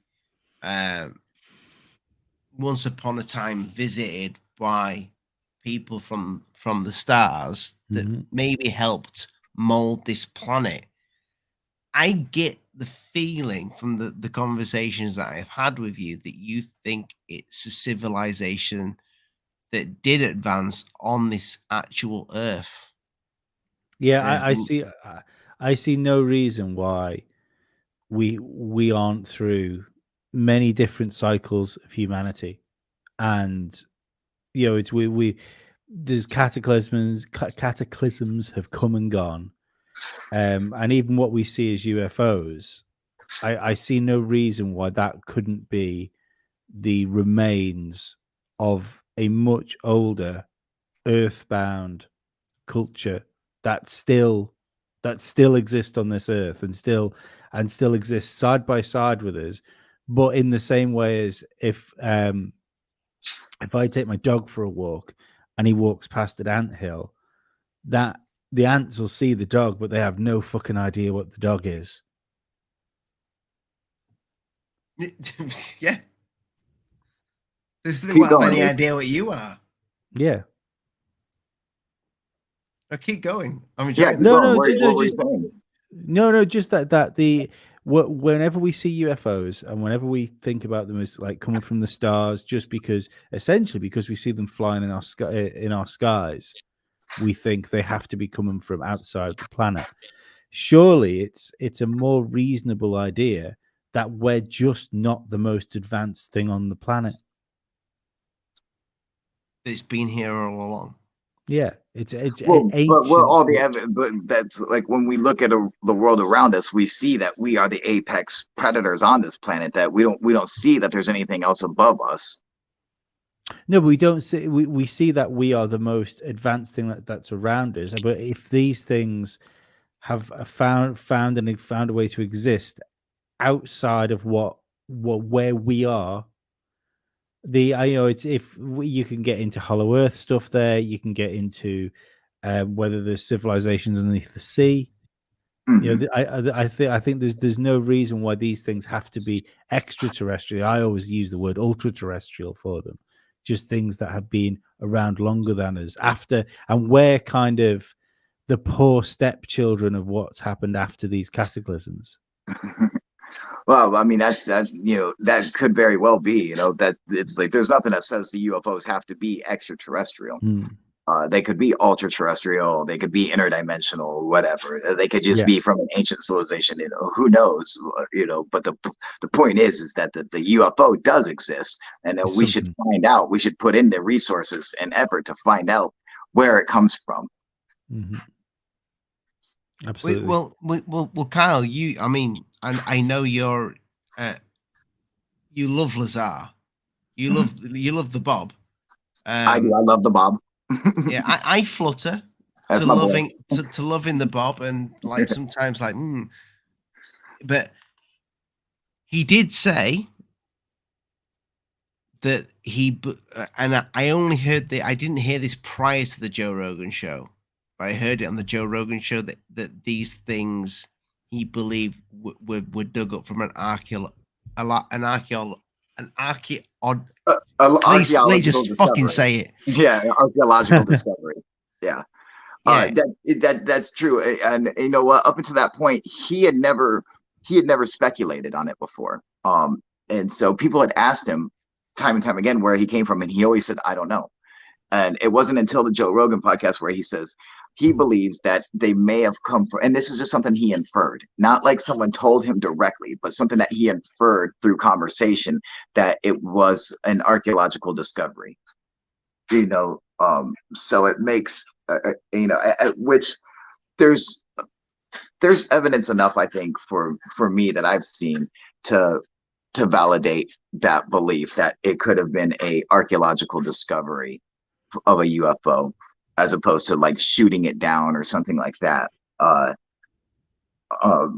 You know, with other stuff in history and just evidence I've seen in history, like, and I always use this as an example, like the Nuremberg incident in Nuremberg, Germany, in like 1564 or whatever, where they had a bunch of black spheres flying through the sky, like the ones I had seen, or the one I had seen, a giant black flying triangle, cigar-shaped UFOs. You know, there's just a bunch of different UFOs, and they're appearing to have a battle, and some of these UFOs were like turning into smoke, like being vaporized or whatever. But it even shows them in this woodcut of the UFOs crashing to the ground, and it's even described that as such, that the UFOs came down and crashed on the ground. So let's say that you take someone like a Heinrich Himmler, who was an occultist in the Nazi party, that, you know, say they came across that woodcut from 500 years ago and realized that, hey, here in Nuremberg, Germany, at one time there were UFOs that were flying around that shot each other down, and they actually crash landed. What if we went and did an archaeological dig over Nuremberg and looked for these crashed UFOs, and say they fucking found one, you know, and then they get their asses kicked by America, and we get to go in and take all that stuff, you know? And it's like, we barely have the technology today to reverse engineer it. They definitely didn't have it back then. So it wouldn't have been just a piece of, you know, something that they couldn't really do anything with. And so we just go and we take it, and then we start our investigation, reverse engineering it. And so I can see why there would be ways for that to be, for that to happen, for it to be an archaeological discovery. Not necessarily that it happened like what I'm saying, but that's just a theory to say why I believe it's possible, because we have evidence of UFOs crashing from at least 500 years ago. And so if you went to that site where they crashed, we know for a fact it happened in Nuremberg, Germany, in that city. So you just go to that city, go to the outskirts of where these things would have crashed, and start an archaeological dig in that area. And next thing you know, boom, what you find one that crashed there 500 years ago, you know, buried under the soil or whatever. And I mean, like, you know, I can see how something like that could take place. I think the Nazi thing's dead interesting. It always has been. I mean, The bell. Well, the whole thing. I mean, you talk about. So was it Heinrich Himmler you brought up just then? Yeah. He had the largest private collection of occult books and memorabilia ever collected by a single person. It was found in a secret room in the SS headquarters. I'm sure it was SS headquarters. You look at that same building has the Black Sun logo carved into the floor in like a ceremony room, which looks like it was essentially a sacrifice room where you could the indent of the Black Sun would be filled with blood at some point. But they're doing all this whilst in the heat of trying to win the largest war ever waged in recorded history. Who knows what happened before recorded history? Now, even if you look at the things about them dabbling in magic, if you look at the fact that they took the man resources and money and time to send people searching for the Ark of the fucking Covenant, and they had people up Grail. in Tibet. Yeah, they had people in Tibet. Going and studying people up there. So they really put out the money and the resources to go out and do these archaeological digs and shit. Yeah, and if you're looking at if you're looking at the fact that you are involved in a war that is if you lose it, your regime's gone. Your country as you know it changes because your whole regime is going to be crushed and rightfully so, stamped out. Why would you put the money, time, resources, effort into something if you weren't seeing returns on it? And that goes for everything from magic to fucking the looking for these crazy sacred artifacts. TTSA. Yeah. Maybe that was it. Maybe great grandpappy DeLong conned Hitler. That's funny. Yeah, that very well. I mean, it makes sense that you're not going to invest money into something where you're not going to see a return from, whether it's a return of more money or as a return of better equipment or something to help you when the win stakes the war. are so high. When the stakes are so high as well. Right. But that's the thing. That's probably why they lost the war, because it's like, look how high the stakes were, and you're sending people around looking for magic. That's probably not the best thing to do. Well, unless it works. It's like it probably would have. Clearly, it didn't. They got their ass clearly it didn't at that point. But that's what I mean. If they're practicing magic, and maybe I'm well more than ready to believe that there are mystic practices that have been lost in time. Oh yeah, I agree with that too. Yeah, but to think that something like that was going to help you win the war, I think they should have invested their money differently. Mystic practices. There's Crowley, Aleister Crowley. Yeah, it's just Lee just inspired me there. I don't know. Sometimes when I look at the way the world's being run, you wonder whether they did lose or they just found a new way to win. No, they lost. No, they lost the war. But when you look at how Nazi scientists were used, and it's NASA being founded by Nazi occultists and stuff like that. The regime lost the war, but those minds were still very much then embedded into. You got to think like Wernher von Braun, the lead scientist for the guy who created the V2 rocket, which is the same rocket basically that we use to get to. He helped create the Saturn V and everything to get to the moon. He was not a Nazi. Now he worked for the Nazi Party, you got to understand, but he was absolutely a Nazi. He was a scientist. He absolutely Nazi. No, he was a scientist, and he worked for the Nazi Party. Everything about him was he was very much on that team and very much agreed with what was going on. He wasn't there with a gun pointed to his head. No, You know, he was there he was there building like he was already building rockets before the Nazis came along. He was already out doing experiments, building rockets and stuff, and they hired him to come and build rockets for them, for his party. You got to remember, the Nazi party was just was one of other parties that existed at the time. Yeah. He wasn't like this just a full on Nazi. Once they took over, I believe he was sympathetic to the cause. He may have been. I have no idea. But I mean, like, you never seen him.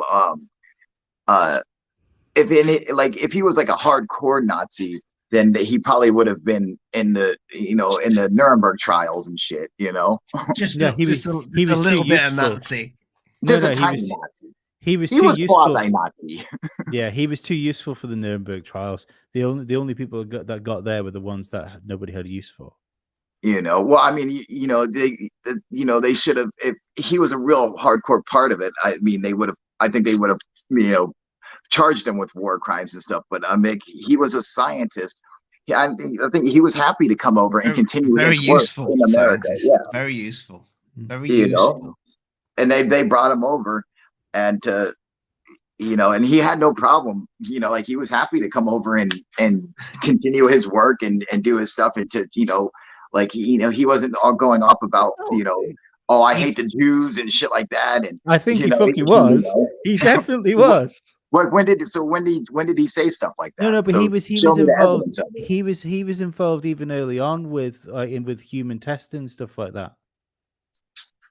Even back involved with like the Dr. Mengele stuff.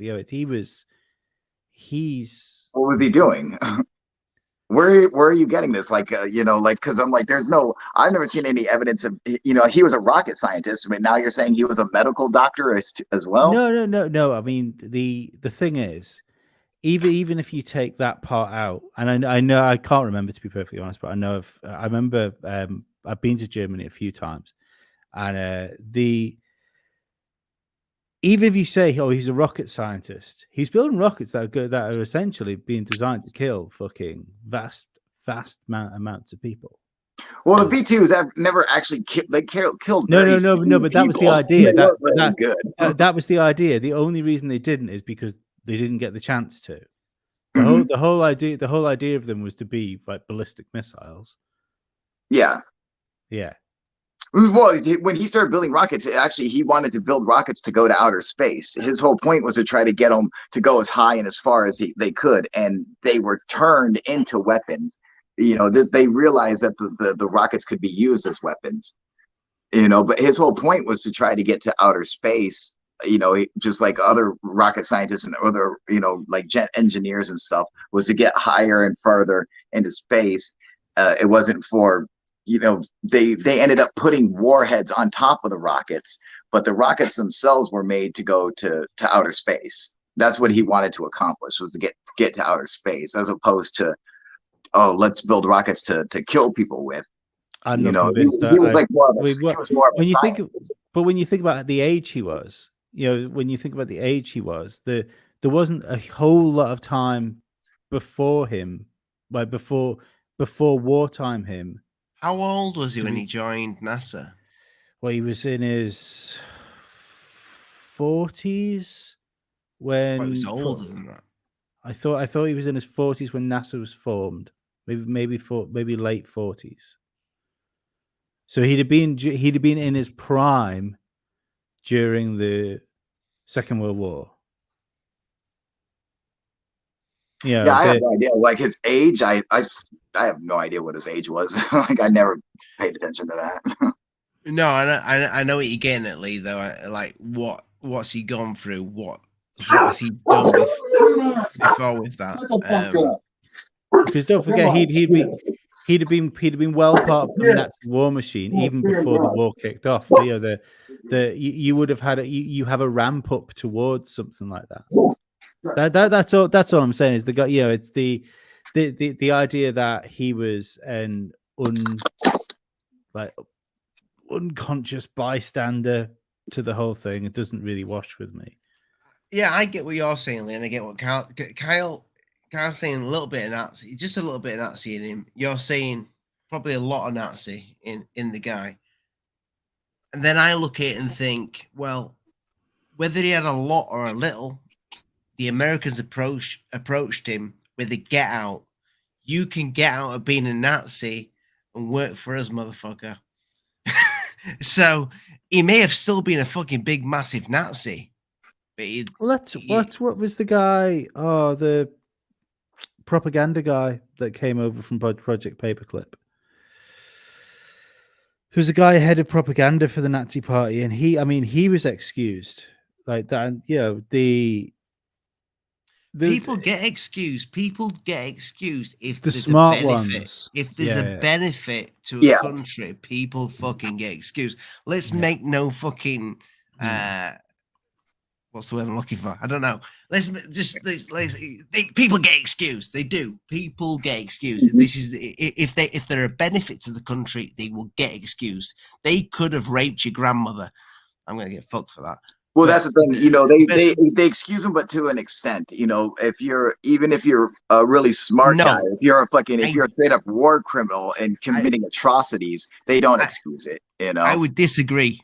If you are a benefit to an entire fucking country, you could have done the worst things known to man. But if you can progress that country, you can be excused. Yeah, I mean, to an extent, but I mean, like when you have someone committing like, you know, straight up like atrocities and disgusting medical experiments and stuff, you could have been a genius in the medical sciences, but they you still will rocket that country. Pardon the pun, but you will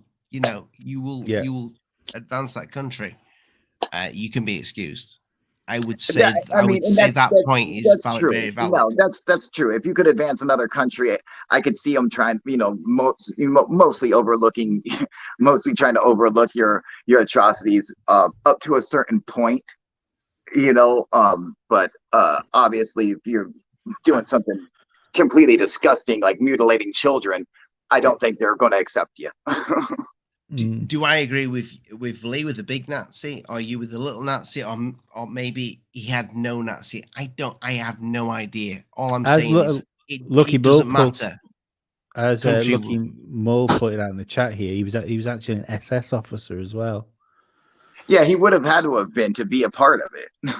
Well, no. I mean, wouldn't have had to be an SS officer. Yeah, you know, that's the whole point. Like the SS would have taken over, and it was their program that was running it. So it makes sense that he was. Yeah, I mean, they were also running some pretty dark shit. If you were, you know, I'm not sure. I can't subscribe to the.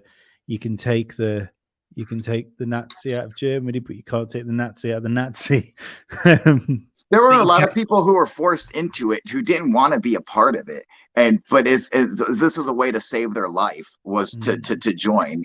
You know, not that they accepted it or wanted it to be any part of it, but they couldn't get out, and so it's either join or you know, suffer the consequences. So sometimes it was just easier for people to kind of suffer with it. I think I don't think everybody had that same kind of hatred view of every Jew. And you know what? I used to agree with you. I up until 2 years ago, and obviously we've got to be careful about what we say about stuff like this on YouTube. Up until I saw over the last 2 years, people who would have been quite happy to lock people up in their homes because they wouldn't have a medical procedure. You know, if we think about what's happened over the last 2 years, people that people that went to work with people that would have gone, people that would go into bars with people won't speak to those people anymore because they won't do a certain thing. So I'm afraid I don't quite believe in if so many normal people, or what you consider normal people, would turn on people so quickly for that in the fog of war. I don't believe there was as many people that were coerced into doing things. I think there's an awful lot of people that just get dragged up into this groupthink sort of mentality where it's not just easier to go along with the herd, it's actually enjoyable to go along with the herd because you're part of that fucking team. Are you comparing the coronavirus to fucking to Nazism? No, I think without getting the challenge into trouble, but I get what Lee's saying there. I think you're comparing what certain groupthink is what I'm comparing. Certain groups said certain people should have done, and certain people shouldn't have done that, and people disagreed. But yeah, I wouldn't compare someone wanting to take a vaccine as opposed to fucking genocide. I think you're on two totally different. No. I'm not. That's not what I'm comparing. That's not what I'm comparing. Okay, so all right, what I'm comparing. That's what it seems like. No, what I'm comparing is you can't say that word either, Kyle. No, I'm comparing compliance. Is what I'm comparing. I'm comparing people's compliance with something that necessarily they wouldn't agree with if they took a step back, but in amongst a crowd, they all of a sudden agree with it. Because what are you comparing it to? Are you when you're saying the Nazis? No, I'm just comparing it. I'm comparing that. If you have a groupthink mentality for A and B, it's the same thing, and people can be made to do terrible things when they're in a crowd. Yeah, but that's the thing, is that you having getting you're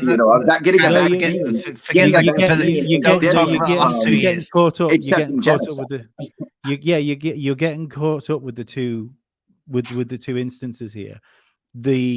Regardless of what the individual item is, doesn't make a difference. It does make a difference. it could be when a group of people or more get into a fight, it goes too far, and then the next thing is you've got 18 people stoving one person to death because they've joined in.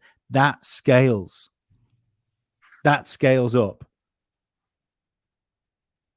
That's what I'm saying. Is that if you have a group of people doing something, it's very easy to get dragged along with that. So I don't believe that there was that many people that didn't agree with what was going on. Or people, even you can even look at this in the same way as we look at wars. It's so easy to it's so easy for people to turn their emotions off when it's not directly affecting them. And when they think it's okay, if I just go along with this, I'll be fine because I'm going to be on the winning team. Yeah.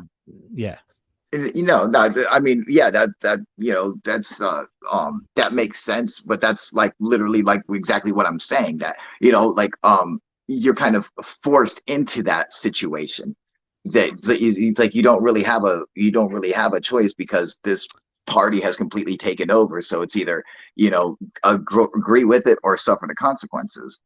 Yeah, I would like to know. I would like to know how it was introduced and how it felt back then for von Braun to be introduced to the Americans. And this guy, he used to work with Hitler. He used to work for the Nazis with them. Now he's going to build our rocket. This man will take us to the moon. I would like to know what that transition was like, because I bet it was very gradual. It was well, he was a scientist, and that's when what was important to him was the science. And like you see today, scientists, they're not. It's political parties don't really matter. What matters is their subject, what they're studying. And listen, I know for a fact in a certain country a certain couple of countries where there's war going on right now, that there will be parties of the country that's doing the bad shit that don't want anything to do with it. And He could have been one of those people. He probably, maybe he didn't want anything to do with it. Yeah. I have no idea whatsoever. It just, you know, that was like the Nazis came to Wernher von Braun, who was already doing rocket science, and they were like, hey, come and do rocket science for us. And they hired him. It's not like he was a Nazi and then they were like, okay, now you're a Nazi, why don't you help us win the war somehow? And he's like, hey, I got an idea, I'll go build rockets and we can use those to kill people. That's not what happened. He was already building what Lee's saying is, I think what Lee's saying there is that's what we're told, you know. That's well, but his history, you can go and look it up and see that that's what happened. Like it's His in history is written by the victors. It's no, his history is documented by himself, you know, explaining that this is what he had already done. Of course, you know? Of course he's going to say that. I wasn't a Nazi. I wasn't like a real Nazi. I was just like a science Nazi. I just he was a like, scientist. Build stuff, and then I came to America, and everything was great. Glory, glory, Yankees. Yeah, you know, no, he was a scientist. That's what he's saying. He's like, he was a scientist. But that's what you'd and say. the Nazis came to him. But that's what you'd say after Project Paperclip. Someone said, "Would you like write a quick synopsis of what happened like up until you came to America?" I said, "Yeah. I pet a few dogs. I did some experiments. Did you do any of the Nazi stuff?" No, not the Nazi stuff. Not me. But the Nazis, they came to him and hired him to you know, I mean, this is all documented stuff. It's not like this is something we're just making up. The Nazis came to him and asked him for him to come and work with them. But that's what I mean. It's documented after the fact. It's not like we. Yeah, but that's just you saying, oh well, I just don't believe what he's saying. That's all. That's you fine. Simply just don't believe that's okay. Yeah, you know. So it really comes down to whether or not you believe what the guy is saying. Do you believe he is telling the truth, or do you believe he was lying, or you know? But the fact is that this is what they say. Both sides are saying in history. He was already working on rockets before the Nazis, before he ever worked with the Nazis. And the Nazis came to him after they got into power. Once they got into power. So it's like the Nazis didn't like always exist as this big party. They gradually grew and were able to take over. But before they were ever a big party, he was already working on rockets. Yeah, but they didn't go from big party to war. You know, they were the Nazis were in power for a while before the war started. Not for long. even now, like I live in an island called the Isle of Man. It's really weird when you look back at like old photographs. We have a crazy road race over here called the Isle of Man TT, and on our grandstand, it's a motorbike race. On a grandstand that's there, you can look back to and we've flown swastikas, like because there was riders riding for Germany when the Nazi party was in power. Have you heard of Oswald Mosley?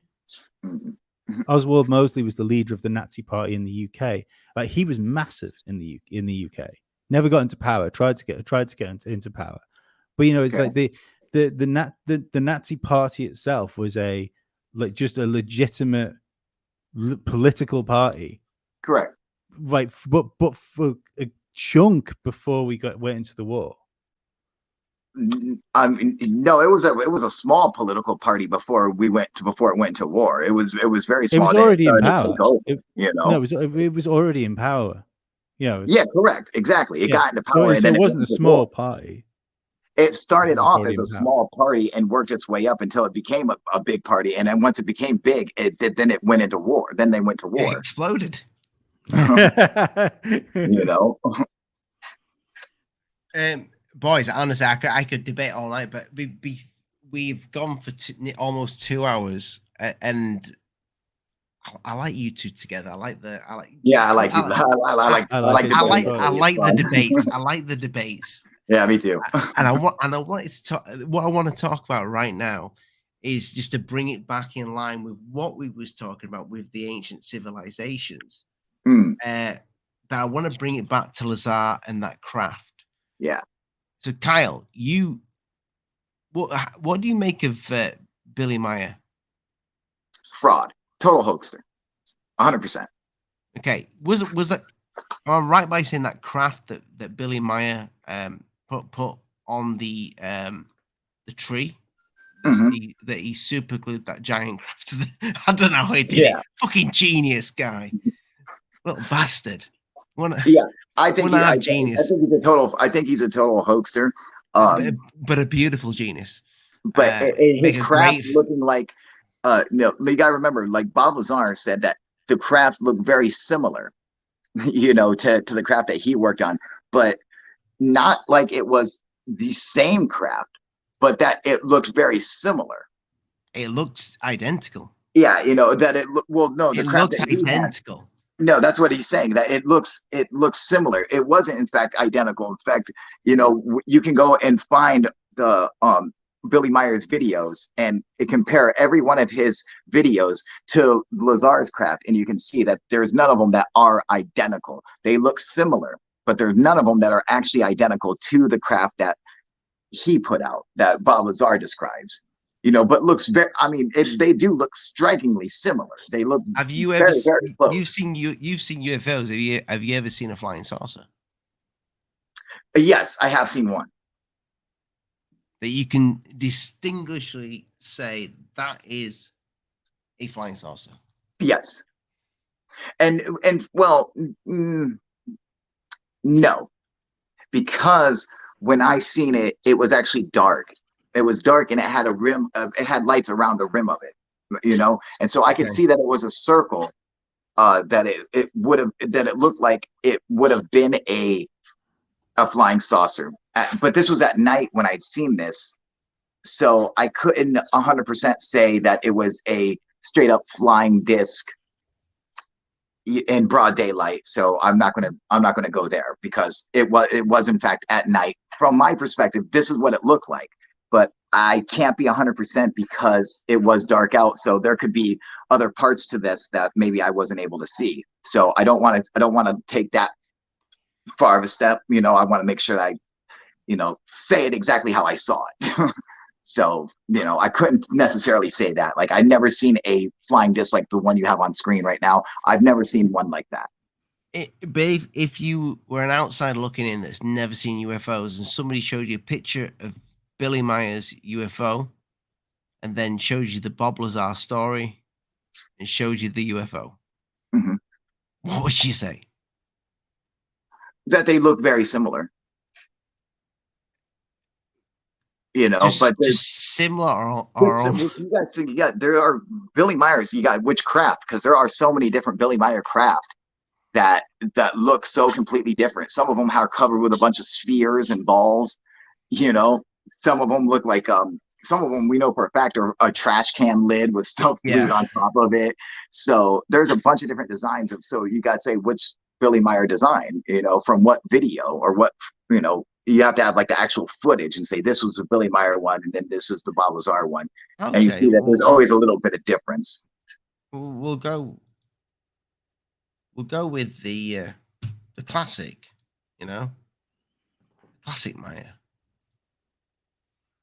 So if we go with that one, and that's, can you zoom in on it? Probably, yeah. So I'm right by saying, oh no, what's happened here?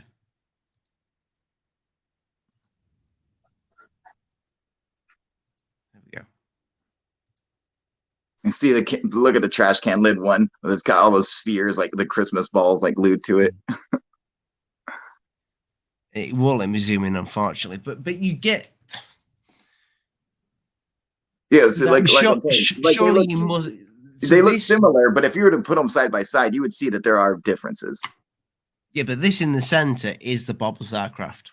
Correct. Yes. And it's just an artist's representation of it as well, isn't it? You know. Yes, correct.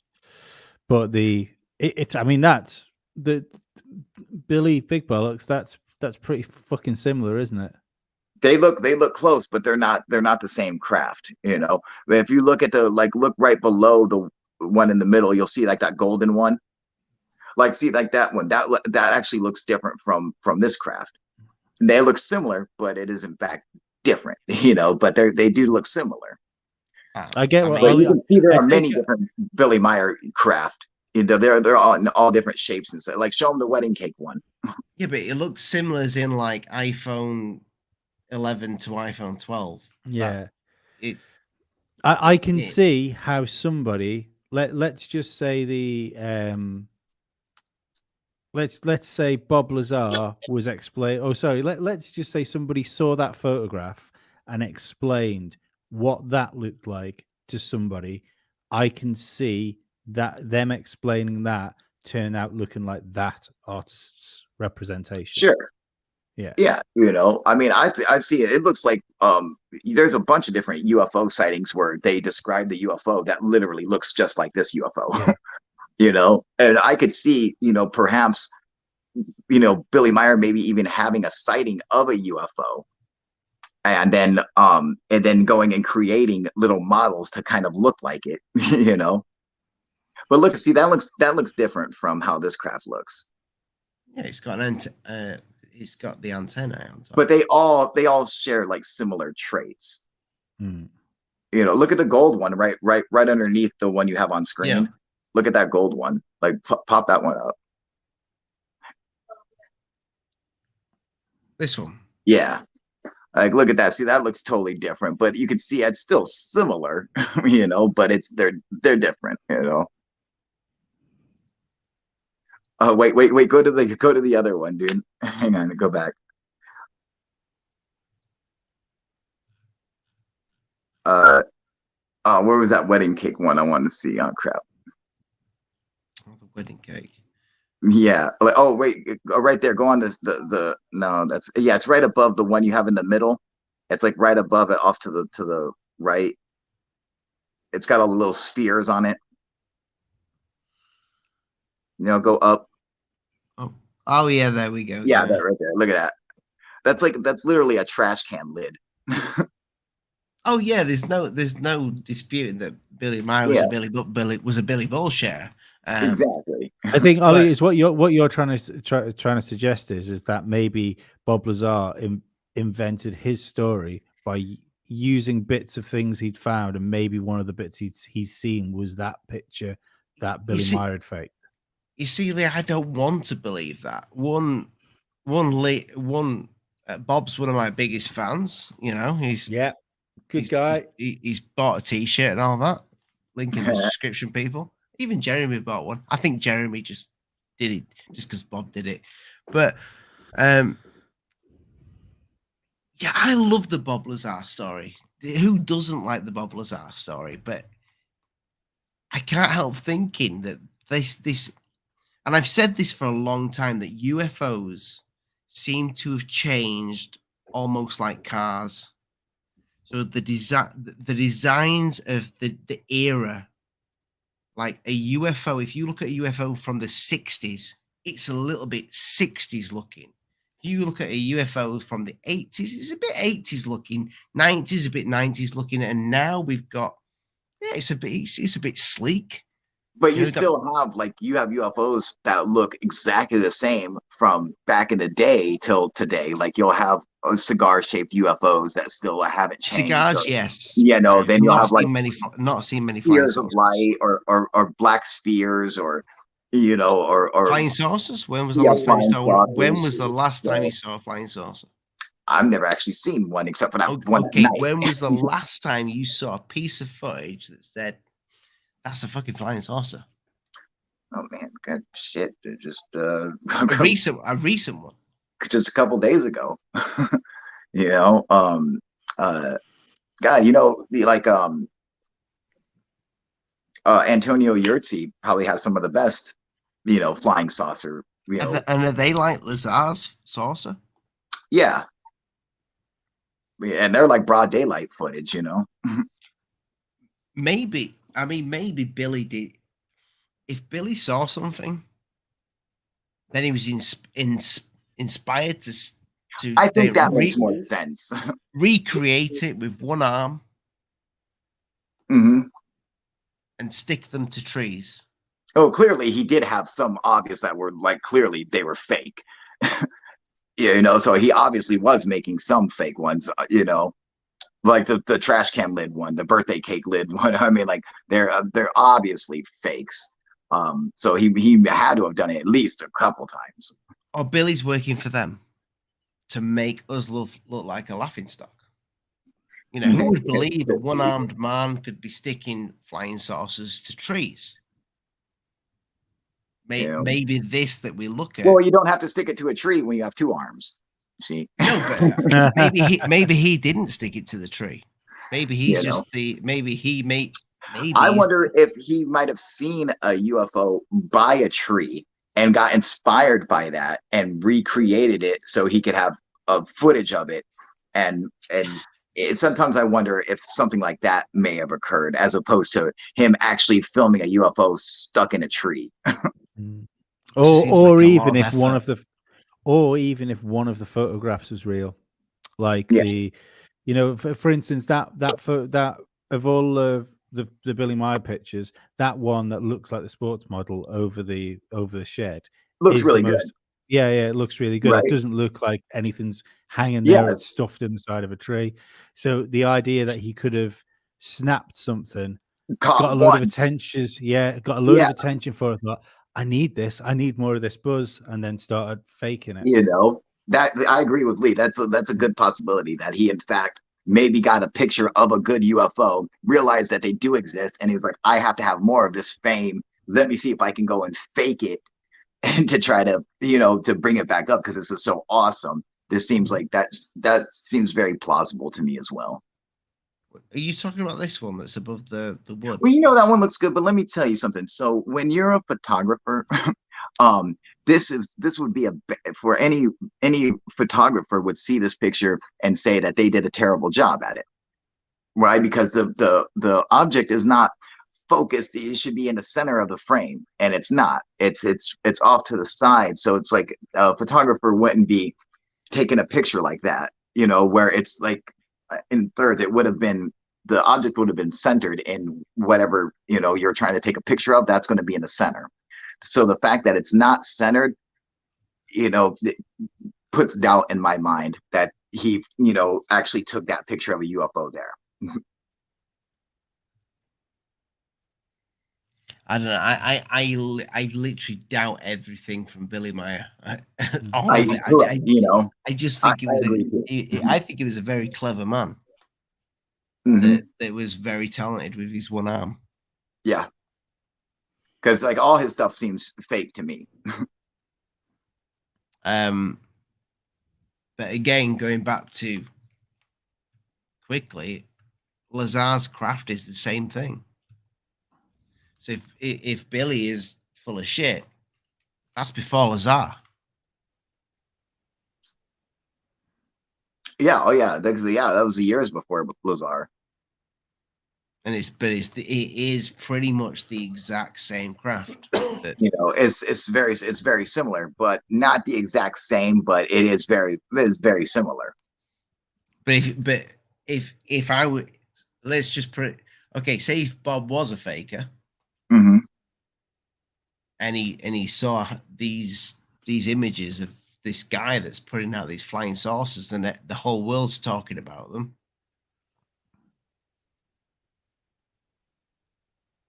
What did you work on? Billy Meier, it's never like Billy Meier was a huge. He wasn't ever like a big fucking star for like the stuff that he put out. His stuff was always still really underground, and you had to like really be into UFOs to know about him and his little cult and stuff like that. It's not like he was a big, you know, superstar over it. Which makes more sense, though. He was relatively unknown. That makes even more sense. I think maybe at the time, obviously, it was before my time, really. But when you look back at sort of old British stuff, it seems like maybe he was more of a presence in Europe than America, maybe.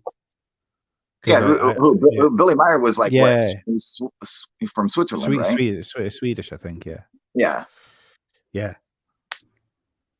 But talented guy. Boys, this is all we've got time for tonight. But I want to thank you both for coming on. Rich, Jordan, I want to thank Rich for sleeping through the show. Did he text back? I think he's asleep. I don't know. He needs his Kyle, I'll start with yourself. So we've put a few of your videos up. the link is in the description for your channel. Yeah. You took a massive break from YouTube, but you're back. But I'm back. Mm-hmm. I'm back, and in fact, I'm going to be having a show coming up where I'm going to have a special guest host coming on my channel, and actually hosting. Very good-looking guy, I've heard. He's incredibly sexy. He really is. He's a fucking stud. But if I could get his ass to actually come in and and fulfill his duties, that would be even better. But unfortunately, he's a fucking slacker. I can't seem to actually get him to come over and do that. We will sort this. Well, I don't know why you want me to host it, but I definitely will. I'm up for that.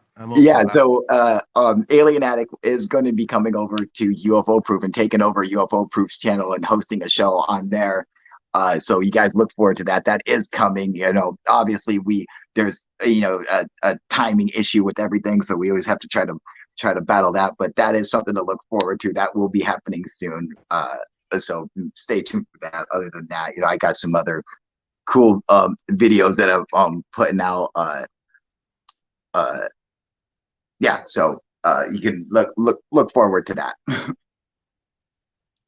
And Lee, yeah, what we dabbling with? What's going on? Normal stuff on Must See Audio. You can listen to these shows obviously in audio form if you can't watch the whole thing on YouTube. My normal podcast, This is Cheaper Than Therapy, is going out. Me, you, and somebody else have got something very special coming out, like a new podcast that's going to launch on Must See Audio next week.